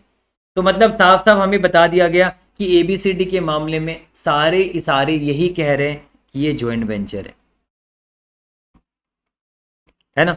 क्यों? क्योंकि सेपरेट व्हीकल है, कोई ऐसा rights to asset and obligation to liabilities ऐसा नहीं है कि पार्टीज का है, एंटिटी का ही है, सेपरेट व्हीकल का ही है। और कोई अदर फैक्ट्स एंड सर्कमस्टेंसेस भी इंडिकेट नहीं करे कि ज्वाइंट ऑपरेशन का केस है, मतलब ये ज्वाइंट वेंचर है, ये हमें पता चला। तो यहाँ पर दो हिस्सा होगा सॉल्यूशन का, एक मैन्युफैक्चरिंग वाला पार्ट, एक डिस्ट्रीब्यूशन वाला पार्ट। मैन्युफैक्चरिंग वाले पार्ट में ज्वाइंट ऑपरेशन के हिसाब से अकाउंटिंग होगा,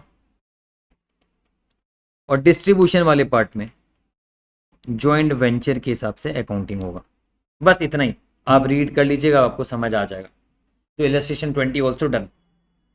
तो अभी इलस्ट्रेशन 21 अकाउंटिंग सीखेंगे, 22 में भी अकाउंटिंग है। चलिए 4 क्वेश्चन बचे, ये अकाउंटिंग सिखा दूंगा मैं आपको। ज्वाइंट वेंचर का अकाउंटिंग सिखाना नहीं, इंडस 28 में सिखाया हुआ है ना। तो ज्वाइंट ऑपरेशन का जो अकाउंटिंग है वही सीखेंगे। और अब सिर्फ क्वेश्चन करने से हो जाएगा आई थिंक सो। नोट्स में भी कुछ है क्या, देख लेता हूँ पढ़ाने के।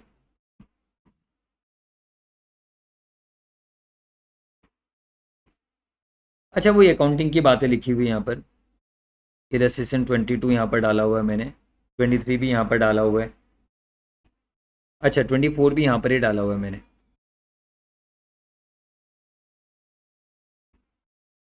एंड ये लास्ट वाला जो कंसेप्ट है ना, ये तो हमने ऑलरेडी किया हुआ है। इंडेक्स 103 का जो लास्ट क्वेश्चन है, जो ब्लॉक्स वाला क्वेश्चन है, यूट्यूब में भी डाला हुआ है, उसी का रिलेटेड कंसेप्ट है ये। आप है ना, ये जो लास्ट वाले कंसेप्ट आपको मिलेगा ये नोट्स में, इसके लिए मैंने लिखा हुआ है रेफर इंडेक्स 103 TY के क्वेश्चन नंबर 13, मैंने अच्छे से समझाया हुआ है, यूट्यूब में भी डाला हुआ है।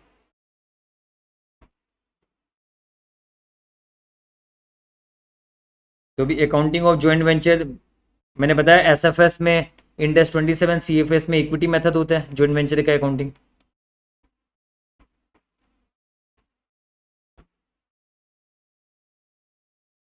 और मान लीजिए कितने सारे ऐसे होते हैं जो सिर्फ party to the joint venture होते हैं, बट उनका ज्वाइंट कंट्रोल नहीं रहता। जैसे मैंने कहा ना, 3 एंटिटी है, 3 एंटिटी मिल के मान लीजिए मैं 30% होल्ड करता हूँ, एक एंटिटी 40% होल्ड करती है, एक एंटिटी 30% होल्ड करती है एक कंपनी में। तो 30 और 40% वाले दो ने मिलकर ज्वाइंट कंट्रोल कर लिया, वो ज्वाइंट कंट्रोल कर रहे हैं ज्वाइंट एग्रीमेंट के तहत। और एक जो 30% बचा हुआ है, हमें चेक करना है कि क्या उसका सिग्निफिकेंट इन्फ्लुएंस है। अगर सिग्निफिकेंट इन्फ्लुएंस है तब तो इंडेक्स 28 लगाएगा, अदरवाइज वो फाइनेंशियल एसेट मानते हुए इंडेक्स 109 लगाएगा। तो वही, अगर हम देखेंगे ज्वाइंट कंट्रोल नहीं है बट सिग्निफिकेंट इन्फ्लुएंस है, तो इंडेक्स 28 लग जाएगा। और अगर मान लीजिए ज्वाइंट कंट्रोल नहीं हो, ना ही सिग्निफिकेंट इन्फ्लुएंस है, तो इंडेक्स 109 लगेगा। तो ये तो सिंपल सा है, अकाउंटिंग ऑफ ज्वाइंट वेंचर वहां पर डिस्कस किया हुआ है, अभी करने की कोई आवश्यकता नहीं है। तो अभी हम चलिए, अभी हम यहाँ पर डिस्कस कर लेंगे further accounting of joint operation, और 1 बाय 1 सारे क्वेश्चन भी कर लेंगे। ठीक है, मैं यहीं से कराता हूँ पहले। चलिए स्टार्ट करते हैं अकाउंटिंग ऑफ ज्वाइंट ऑपरेशन। यानी जैसे मैंने कहा ज्वाइंट वेंचर इंडेक्स 28 में उसका अकाउंटिंग करते हैं, इक्विटी मेथड।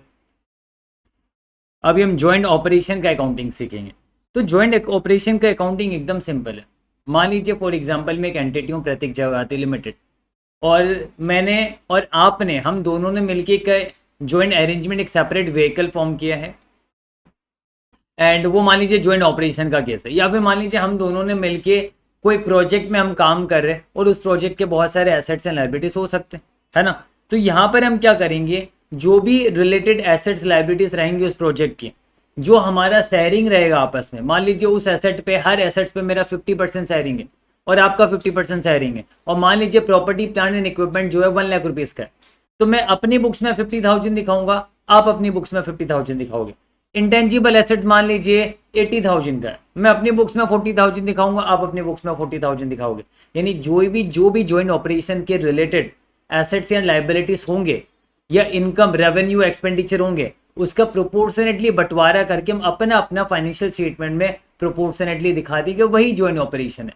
यानी ज्वाइंट ऑपरेशन एकदम सिंपल है, एकदम सिंपल है। ज्वाइंट ऑपरेशन में कुछ करना नहीं होता है, मेरा बैलेंस शीट जो मेरा अपना है वो हूबहू बनेगा, और साथ ही साथ जो मेरा ज्वाइंट ऑपरेशन में जो भी मेरा राइट्स एंड ऑब्लिगेशन है, rights to assets and obligation to liabilities, उसका जो मेरा प्रोपोर्शनेट हक और ऑब्लिगेशन है, वो मैं प्रोपोर्शनेटली दिखा दूंगा अपने बैलेंस शीट में। बस बात खत्म यहाँ पर। तो क्वेश्चन भी मैं करा दूंगा, टेंशन की कोई बात नहीं है, वो क्वेश्चन हम कर लेंगे, हमारा क्लैरिटी आ जाएगा। तो यहाँ पर आप देखिए, ए ज्वाइंट ऑपरेटर यानी जो इन्वेस्टमेंट किया है जिसने ज्वाइंट ऑपरेशन में, joint operation operator shall recognise in its whether SFS हो या फिर सीएफएस हो, वो ज्वाइंट ऑपरेशन में जो भी उसका इंटरेस्ट हो वो कैसे दिखाएगा, उसका अपना एसेट जो भी है including share of assets held jointly, यानी जो ज्वाइंटली हमने एसेट हेल्ड किया है उसका मेरा प्रोपोर्शनेट शेयर दिखा दिया जाएगा। लाइबिलिटीज में भी share of liabilities held jointly, revenue भी जो है वो भी रेवेन्यू प्रोपोर्शनेटली दिखा देंगे, एक्सपेंडिचर भी जो है प्रोपोर्शनेटली दिखा देंगे शेयर ऑफ एक्सपेंडिचर।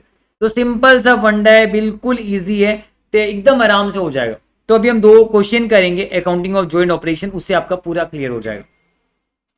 इलस्ट्रेशन 22 पहले करते, फिर इलस्ट्रेशन 21 करेंगे। AB limited and BC limited, have established A joint arrangement through a separate vehicle PQR, यानी एबी लिमिटेड और बीसी लिमिटेड ने क्या किया, पीक्यूआर एक सेपरेट व्हीकल फॉर्म किया है ना, और इसमें ज्वाइंट कंट्रोल हम समझते हैं एबी और बीसी का। The legal form of the separate vehicle does not confer separation between the parties and the separate vehicle itself, thus both the parties, ये लाइन इंपॉर्टेंट है, both the parties have right to the assets on obligation for the liabilities, यानी उस separate vehicle के assets and liabilities पे हर party का अधिकार है। तो मतलब ये ज्वाइंट ऑपरेशन हो गया ना, ज्वाइंट वेंचर में तो ऐसा नहीं होना चाहिए। As neither the contractual terms nor the other facts and circumstances indicate otherwise, it is concluded that the arrangement is a joint operation। बोल ही दिया joint operation ही, ना कि joint venture। Both the parties own 50% each, दोनों parties 50% each own करते हैं। However, the contractual terms of the joint arrangement state that AB Limited has the right to all of the building number 1, यानी जो building है ना, building number 1, building number 1 में पूरा का पूरा हक किसका, एक है, एबी लिमिटेड, सॉरी एबी का पूरा हक है बिल्डिंग नंबर 1 में, वो कॉन्ट्रेक्चुअल टर्म्स में लिखा हुआ है ना, तो जो रेशियो में लिखा हुआ रहेगा उसी रेशियो में बंटवारा कर लेंगे। आगे, and the obligation to pay all of the debt on by PQR to a lender XYZ, यानी कहा कि एबी लिमिटेड का बिल्डिंग में पूरा अधिकार है, और जो आपका डेट है, जो debt on by PQR to XYZ है, ये वाला डेट है, इस पे में पूरा का पूरा ऑब्लिगेशन किसका, एबी का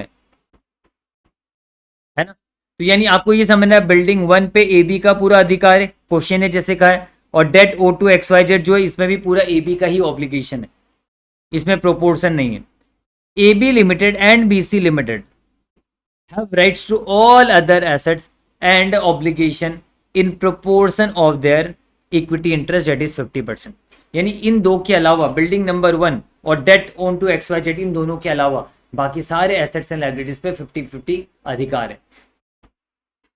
तो देखिए एबी का बताइए कैश में कितना अधिकार होगा, 50%, बिल्डिंग 1 में तो पूरा अधिकार है, बिल्डिंग 2 में अधिकार कितना होगा, 50% होगा, है ना, और डेट में पूरा अधिकार है, एम्प्लॉय में कितना होगा, 50%, इक्विटी भी 50% होगा। तो बोला कि कैसे एबी लिमिटेड रिकॉर्ड करेगा, तो देखिए मैं काम करता हूं, ये नंबर्स मिटा देता हूं, ये हम बना रहे financial statements of AB limited. तो एबी लिमिटेड के जो अपने एसेट्स होंगे वो तो होंगे, उसका डेटा दिया हुआ नहीं, इग्नोर कीजिए। अब बताइए कैश में एबी लिमिटेड का कितना अधिकार होगा, 40 की उसका आधा, 50% ऑफ 40, क्योंकि बाकी 50% होगा बीसी का अधिकार, ईबी और बीसी था ना, हाँ, तो ये आ जाएगा 20। बिल्डिंग नंबर 1 में पूरा अधिकार है फुल कॉन्ट्रेक्चुअल एग्रीमेंट के हिसाब से, 240 पूरा आएगा, बिल्डिंग 2 50% आएगा, यानी कितना है 50, अच्छा 200 है ना,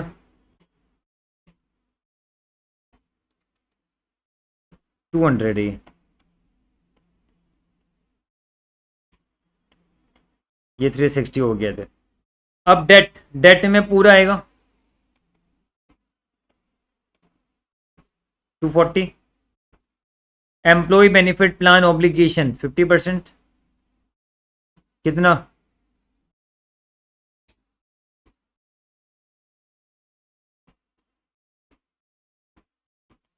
50% ऑफ कितना आएगा 100, 50 हो गया, और इक्विटी 50% ऑफ 140, 70, इधर भी आ गया 360। तो देखिए सिंपल सा बैलेंस शीट बन गया, सिंपल सा, कुछ है नहीं इस क्वेश्चन में, दम ही नहीं है, एकदम सिंपल सा क्वेश्चन है, कर लिया हमने। अब हम करेंगे इलस्ट्रेशन 21, ये भी एकदम सिंपल क्वेश्चन है। P and Q form A joint arrangement P Q using separate vehicle, P and Q दोनों का 50% का अधिकार है। कॉन्ट्रेक्चुअल टर्म्स ये कहता है कि पी का राइट है to all of the machinery, तो आप देख सकते हो यहां पर मैंने लिख दिया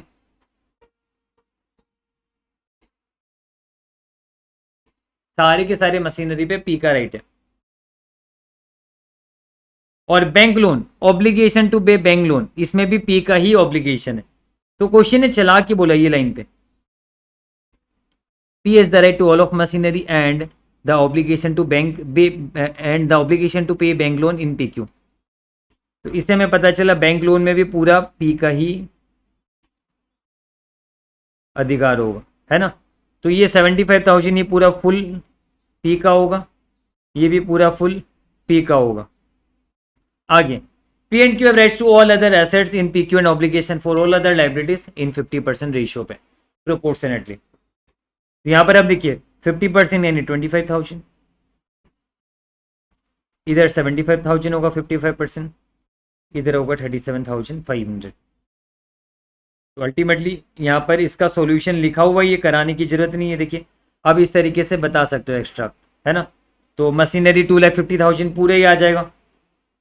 चलिए लिखा देता हूँ इधर,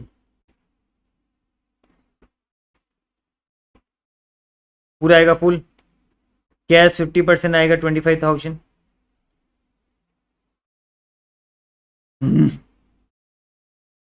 और फिर इधर 2,75,000 है। इक्विटी आएगा 75,000।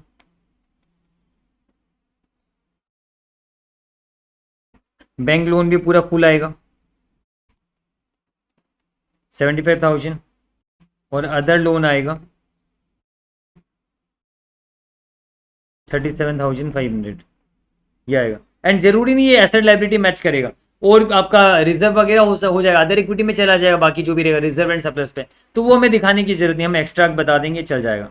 तो आप देख सकते हो यहाँ पर सिंपल, यानी पी का अपना फाइनेंशियल स्टेटमेंट तो जो होगा होगा उसमें ये सारे ऐड हो जाएंगे, और अगर कुछ बेनिफिट है तो वो रिजर्व का पार्ट रहेगा, अदर इक्विटी में रहेगा। सो इलस्ट्रेशन 21 कर लिया, इलस्ट्रेशन 22 भी कर ही लिया ऑलरेडी हमने। अब इलस्ट्रेशन 23 24 बचा है बस, फिर इंडेक्स 111 खत्म हो जाएगा हमारा।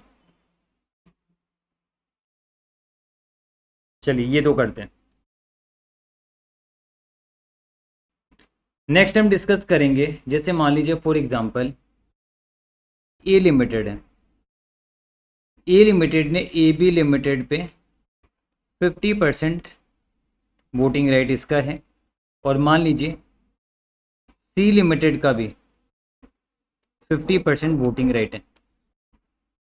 तो यहाँ पर ए बी लिमिटेड क्या हो गया, ज्वाइंट, मान लीजिए ज्वाइंट ऑपरेशन है, और parties to the joint operation कौन कौन हो गया, ए लिमिटेड और सी लिमिटेड हो गया। अब ए बी लिमिटेड के मान लीजिए जो प्रॉपर्टी प्लांट एंड इक्विपमेंट होगा उस पर हक किसका होगा, 50% ए का होगा, 50% बी का होगा। इंटेंजिबल एसेट्स कुछ होगा तो उस पर भी 50% ए का 50% बी का होगा। यानी अगर हम कहते हैं दोनों का 50% वोटिंग राइट है, तो सारे एसेट्स, लाइबिलिटीज, रेवेन्यू, एक्सपेंसेस 50% ए का होगा, 50% बी का होगा, ये हमें पता है। अब मान लीजिए ए लिमिटेड ने पता है क्या किया, ए लिमिटेड ने ए बी लिमिटेड को सेल किया, sale of asset of carrying amount ₹100 at ₹80। तो आप समझिए ए लिमिटेड ने क्या किया पता है, ए बी लिमिटेड को बेचा, एक एसेट बेचा जिसका कैरिंग अमाउंट था 100 और उसे 80 रुपीज में बेचा।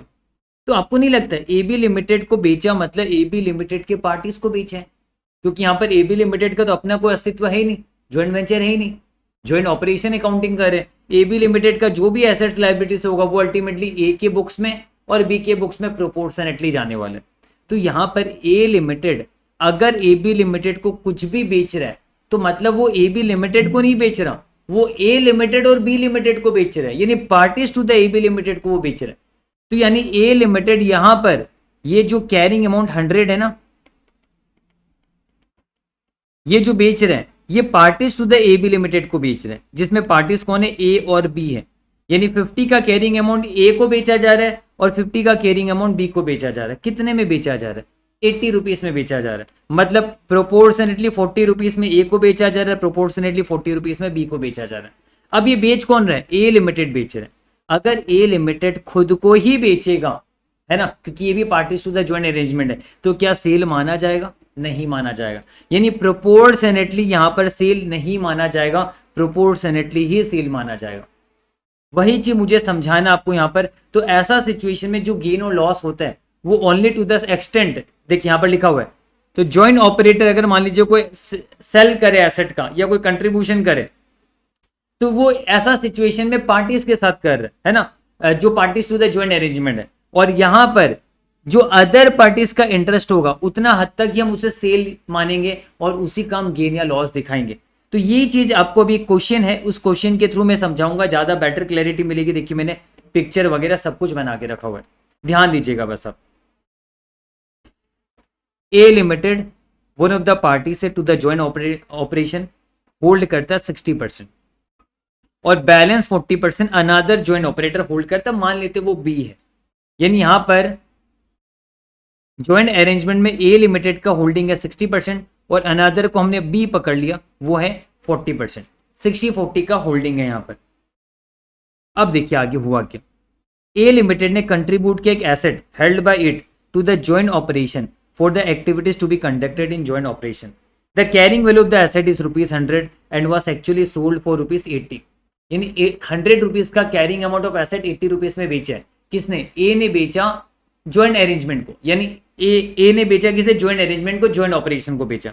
तो यहां पर अब देखिए ये एक इंडिविजुअल एंटिटी है ए लिमिटेड, है ना, और इधर ज्वाइंट ऑपरेशन है जिसमें ए लिमिटेड का 60% है और अनदर ज्वाइंट ऑपरेशन ऑपरेटर का 40% यहां पर। अब ए लिमिटेड ये जो है ये भी तो parties to the joint arrangement हो गया, है ना, ये भी तो parties to the joint arrangement हो गया। तो यहां पर आप समझिए, अगर ये 100 रुपीज का कैरिंग अमाउंट बेच रहा है ज्वाइंट ऑपरेशन को, तो देखा जाए तो ये पार्टीज को बेच रहा है। तो यानी यहां पर हम कह सकते हैं 100 रुपीज का कैरिंग अमाउंट अगर ये ज्वाइंट ऑपरेटर को बेच रहा है, ज्वाइंट ऑपरेशन में बेच रहा है, मतलब 60 का कैरिंग अमाउंट ये खुद को बेच रहा है और 40 का कैरिंग अमाउंट ये अनदर ज्वाइंट ऑपरेटर को बेच रहा है। जबकि खुद को बेच रहा है वो तो कंसीडर ही नहीं किया जाएगा। ए खुद को जो बेचेगा वो कैसे कंसीडर करेगा, है ना, क्योंकि ये ए लिमिटेड यहां पर ज्वाइंट ऑपरेशन में बेच रहा है खुद को ही 60%, तो खुद का सेल कंसीडर नहीं किया जाएगा। खुद का बेचना कैसे माना जाएगा? तो माना जाएगा प्रोपोर्शनेटली सिर्फ ये 40 ही। कितने में बेच रहे हैं? 80 रुपीज में बेच रहे हैं, मतलब 80 का 60%, इधर 60% जाएगा, इधर 40% जाएगा। 80 का 60%, 48 में इधर बेच रहे हैं, ये भी माना नहीं जाएगा, और 80 का 40% 32 में इधर बेच रहा है, ये माना जाएगा। यानी देखा जाए तो रियल मायने में ये 40 रुपीज का कैरिंग अमाउंट को बेच रहा है 32 रुपीज में, और जो 60 रुपीज का कैरिंग अमाउंट ये बेचेगा तो खुद के पास ही आ जाएगा, खुद के पास ही आ जाएगा, जो माना नहीं जाएगा सेल। तो वही हम यहां पर देखेंगे। देखिए, आउट ऑफ ₹100 का कैरिंग अमाउंट ऑफ एसेट 60% बेचा जाएगा खुद को ही, क्योंकि ये parties to the joint arrangement है होल्डिंग 60%, और 40% अनदर ज्वाइंट ऑपरेटर को बेचा जाएगा। तो जो खुद को बेचा जाएगा ये कंसीडर नहीं किया जाएगा, जो खुद को बेचा जाएगा इसका लॉस वगैरह कुछ नहीं दिखाया जाएगा, इसे सेल ही नहीं मानेंगे।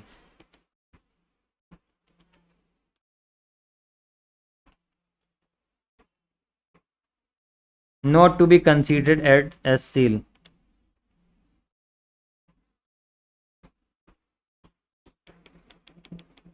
क्योंकि खुद को ही बेच रहा है, जो कि नहीं माना जाएगा। तो माना क्या जाएगा?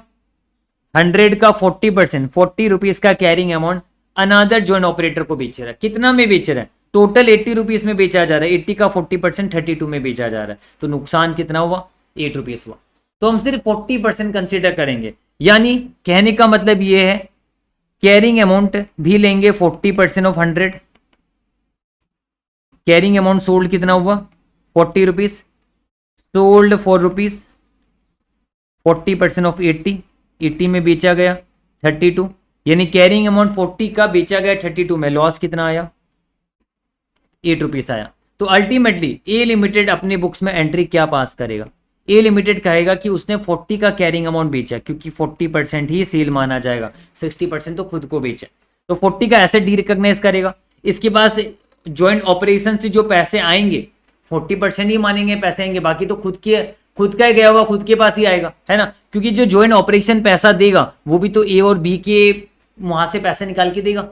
तो ए यहां पर जो 80 रुपीज आएगा, 80 का 48 तो ए खुद ही देगा, तो वो तो आएगा नहीं, बी वाला आएगा। तो बी वाला कितना? 32 रुपीज बी देगा, तो वो बैंक अकाउंट में आएगा, है ना। अमाउंट रिसीव्ड फ्रॉम बी, तो यहां पर ये आ गया। और लॉस हो गया कितना, ये पीएल में चला जाएगा, लॉस हो गया 8 रुपीज का, ये पीएल में चला जाएगा। तो आई थिंक ये क्लियर हो गया आपको। तो ए लिमिटेड का जर्नल एंट्री हमें क्या पास करना, हमने समझ ली यहाँ पर, है ना। तो आपको ये ध्यान में रखना है कि खुद के साथ किया हुआ ट्रांजेक्शन कंसिडर नहीं किया जाएगा। एक और क्वेश्चन है, बस ये क्वेश्चन करा दूंगा, खत्म कहानी फिर। इलस्ट्रेशन 24। अब यहां पर पिछले वाले क्वेश्चन में ए लिमिटेड ने ज्वाइंट ऑपरेशन को बेचा था, इस वाले क्वेश्चन में ए लिमिटेड ज्वाइंट ऑपरेशन से खरीदेगा। देख लेते हैं। A limited is one of the parties holding 60%, बाकी रिमेनिंग 40% जो है अनदर ज्वाइंट ऑपरेटर का है। ए लिमिटेड ने इस बार परचेज किया, देखिए इस बार परचेज किए from the joint operation, carrying value 100 rupees का ही है, 80 रुपीज में परचेज किया है और लॉस 20 रुपीज का हुआ। ए लिमिटेड कैसे दिखाएगा। तो सबसे पहली बात मेरी बात सुनिए, जब मैं सेल करता हूं ना कोई एसेट तो प्रॉफिट या लॉस हो सकता है, क्यों, क्योंकि मेरा कैरिंग अमाउंट है। अब मैं बेचूंगा उसे अलग अमाउंट पे तो प्रॉफिट या लॉस आ सकता है। बट जब मैं कभी परचेज करता हूं ना, परचेज करते समय कभी भी प्रॉफिट या लॉस नहीं होता। परचेज करते समय जिस अमाउंट में परचेज करूंगा उसी अमाउंट में रिकॉग्नाइज कर दूंगा। तो यहां पर आप देखिए, यहां पर आप देखिए, इस बार इंडिविजुअल एंटिटी ए लिमिटेड है, इधर ज्वाइंट ऑपरेशन है जिसमें ए लिमिटेड का 60% है और 40% अनदर ज्वाइंट ऑपरेशन का। इस बार 100 रुपीज का परचेज किया गया 80 रुपीज में।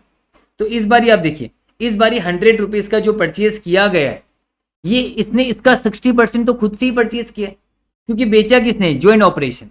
मतलब ज्वाइंट ऑपरेशन ने नहीं बेचा, ज्वाइंट ऑपरेशन के पार्टीज ने बेचा, जिसमें 60% ए लिमिटेड ने बेचा, 40% बी ने बेचा। आपको समझना है। तो जो ए बेचेगा वो तो माना ही नहीं जाएगा, सिर्फ जो बी का हिस्सा 40% बेचा वही ए लिमिटेड ने खरीदा है माना जाएगा। तो इसलिए यहां पर if this was not a case of joint operation, अगर ये ज्वाइंट ऑपरेशन का केस नहीं भी होता तो भी ए लिमिटेड प्रॉफिट नहीं दिखाता। पता है क्यों, क्योंकि ए लिमिटेड परचेज करे और परचेज करते समय कभी प्रॉफिट या लॉस नहीं आता। तो यहां पर अब देखिए, यहां पर अब देखिए, जो ये परचेज कर रहा है ऑलरेडी इसमें 60% इसका खुद का पहले से ही है। मतलब एक एसेट है, किसके पास है, इस बार ज्वाइंट ऑपरेशन के पास है 100 का एसेट, जिसमें 60% ऑलरेडी ए का ही है और 40% बी का है। तो अभी ए जो खरीदेगा 60 तो खुद का ही खरीदेगा कैरिंग अमाउंट, तो वो तो खरीदा माने नहीं जाएगा, सिर्फ 40 का ही खरीद रहा माना जाएगा। तो इसलिए इस बार जो खरीद रहा है वो 40 का कैरिंग अमाउंट ही एसेट खरीद रहा है ना, 40 का खरीद रहा है। और 40 का जो खरीद रहा है वो कितने में खरीद रहा है, 80 रुपीज में टोटल बेचा जा रहा है। तो यानी 48 इधर आएगा, ये कोई काम का नहीं है, 32 इधर आएगा। तो देखा जाए तो 32 रुपीज में खरीद रहा है, यानी 40 का carrying amount of asset 32 rupees में खरीद रहा है। अब ए लिमिटेड को क्या मतलब कि ज्वाइंट ऑपरेशन के बुक्स में कितने का कैरिंग अमाउंट है। ए लिमिटेड तो देखिएगा कि उसने परचेज किया एसेट कितने में, 32 में। ये क्या है, 40% ऑफ 80, 32 में परचेज किया है और ये 32 रुपीज दे देगा। हाँ, ज्वाइंट ऑपरेशन के अकाउंट में, ज्वाइंट ऑपरेशन के बुक्स में क्या अकाउंट होना वो अलग बात है।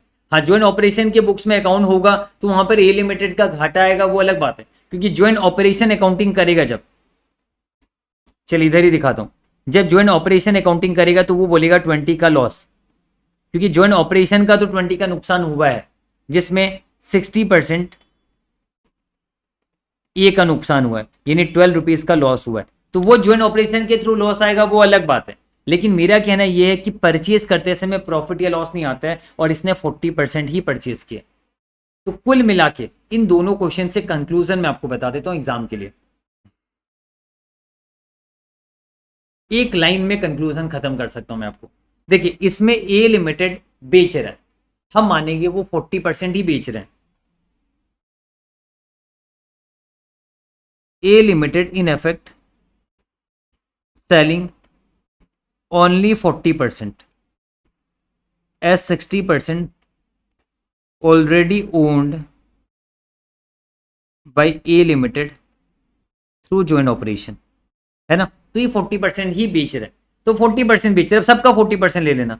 एसेट 100 है, 100 का 40% बेच रहे हैं, तो 2 एसेट है ना, 100 का 40%,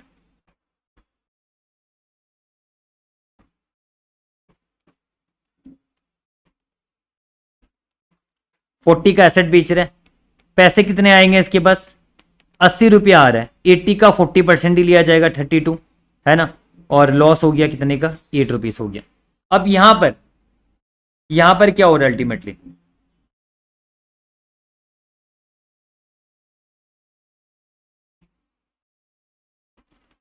ए limited in effect only purchasing 40% of asset as only 60% already owned by it।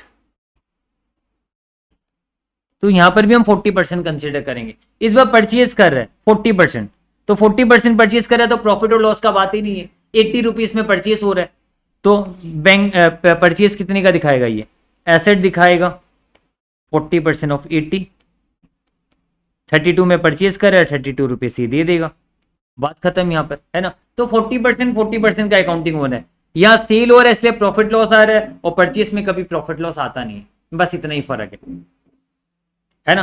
तो यहाँ पर, और यहाँ पर एक और फर्क, यहाँ पर पहले से एसेट इसके बुक्स में रिकॉर्ड था तो इसे डी रिकॉग्नाइज कर रहा है, जिसके चलते नुकसान हो रहा है, और यहाँ पर इसके बुक्स में कोई एसेट वगैरह नहीं था, जितना में खरीदेगा 80 में खरीद रहे, 80 का 40% 32 में दिखा देगा, बात खत्म। तो ये बस इतना ही दिमाग में रखोगे ना तो आपको पूरा क्लियर हो जाएगा अल्टीमेटली। तो चलिए हमने पूरा इंडेस 111 खत्म कर दिया, ये तो मैंने ऑलरेडी पढ़ा दिया, एक पॉइंट बस छोटा सा बता देता हूं। मान लीजिए एक ज्वाइंट ऑपरेशन के अंदर 3 पार्टी है, जिसमें 2 पार्टीज का ज्वाइंट कंट्रोल है, तीसरे पार्टीज का ज्वाइंट कंट्रोल नहीं है, बट वो पार्टी है, उसका ज्वाइंट कंट्रोल नहीं है।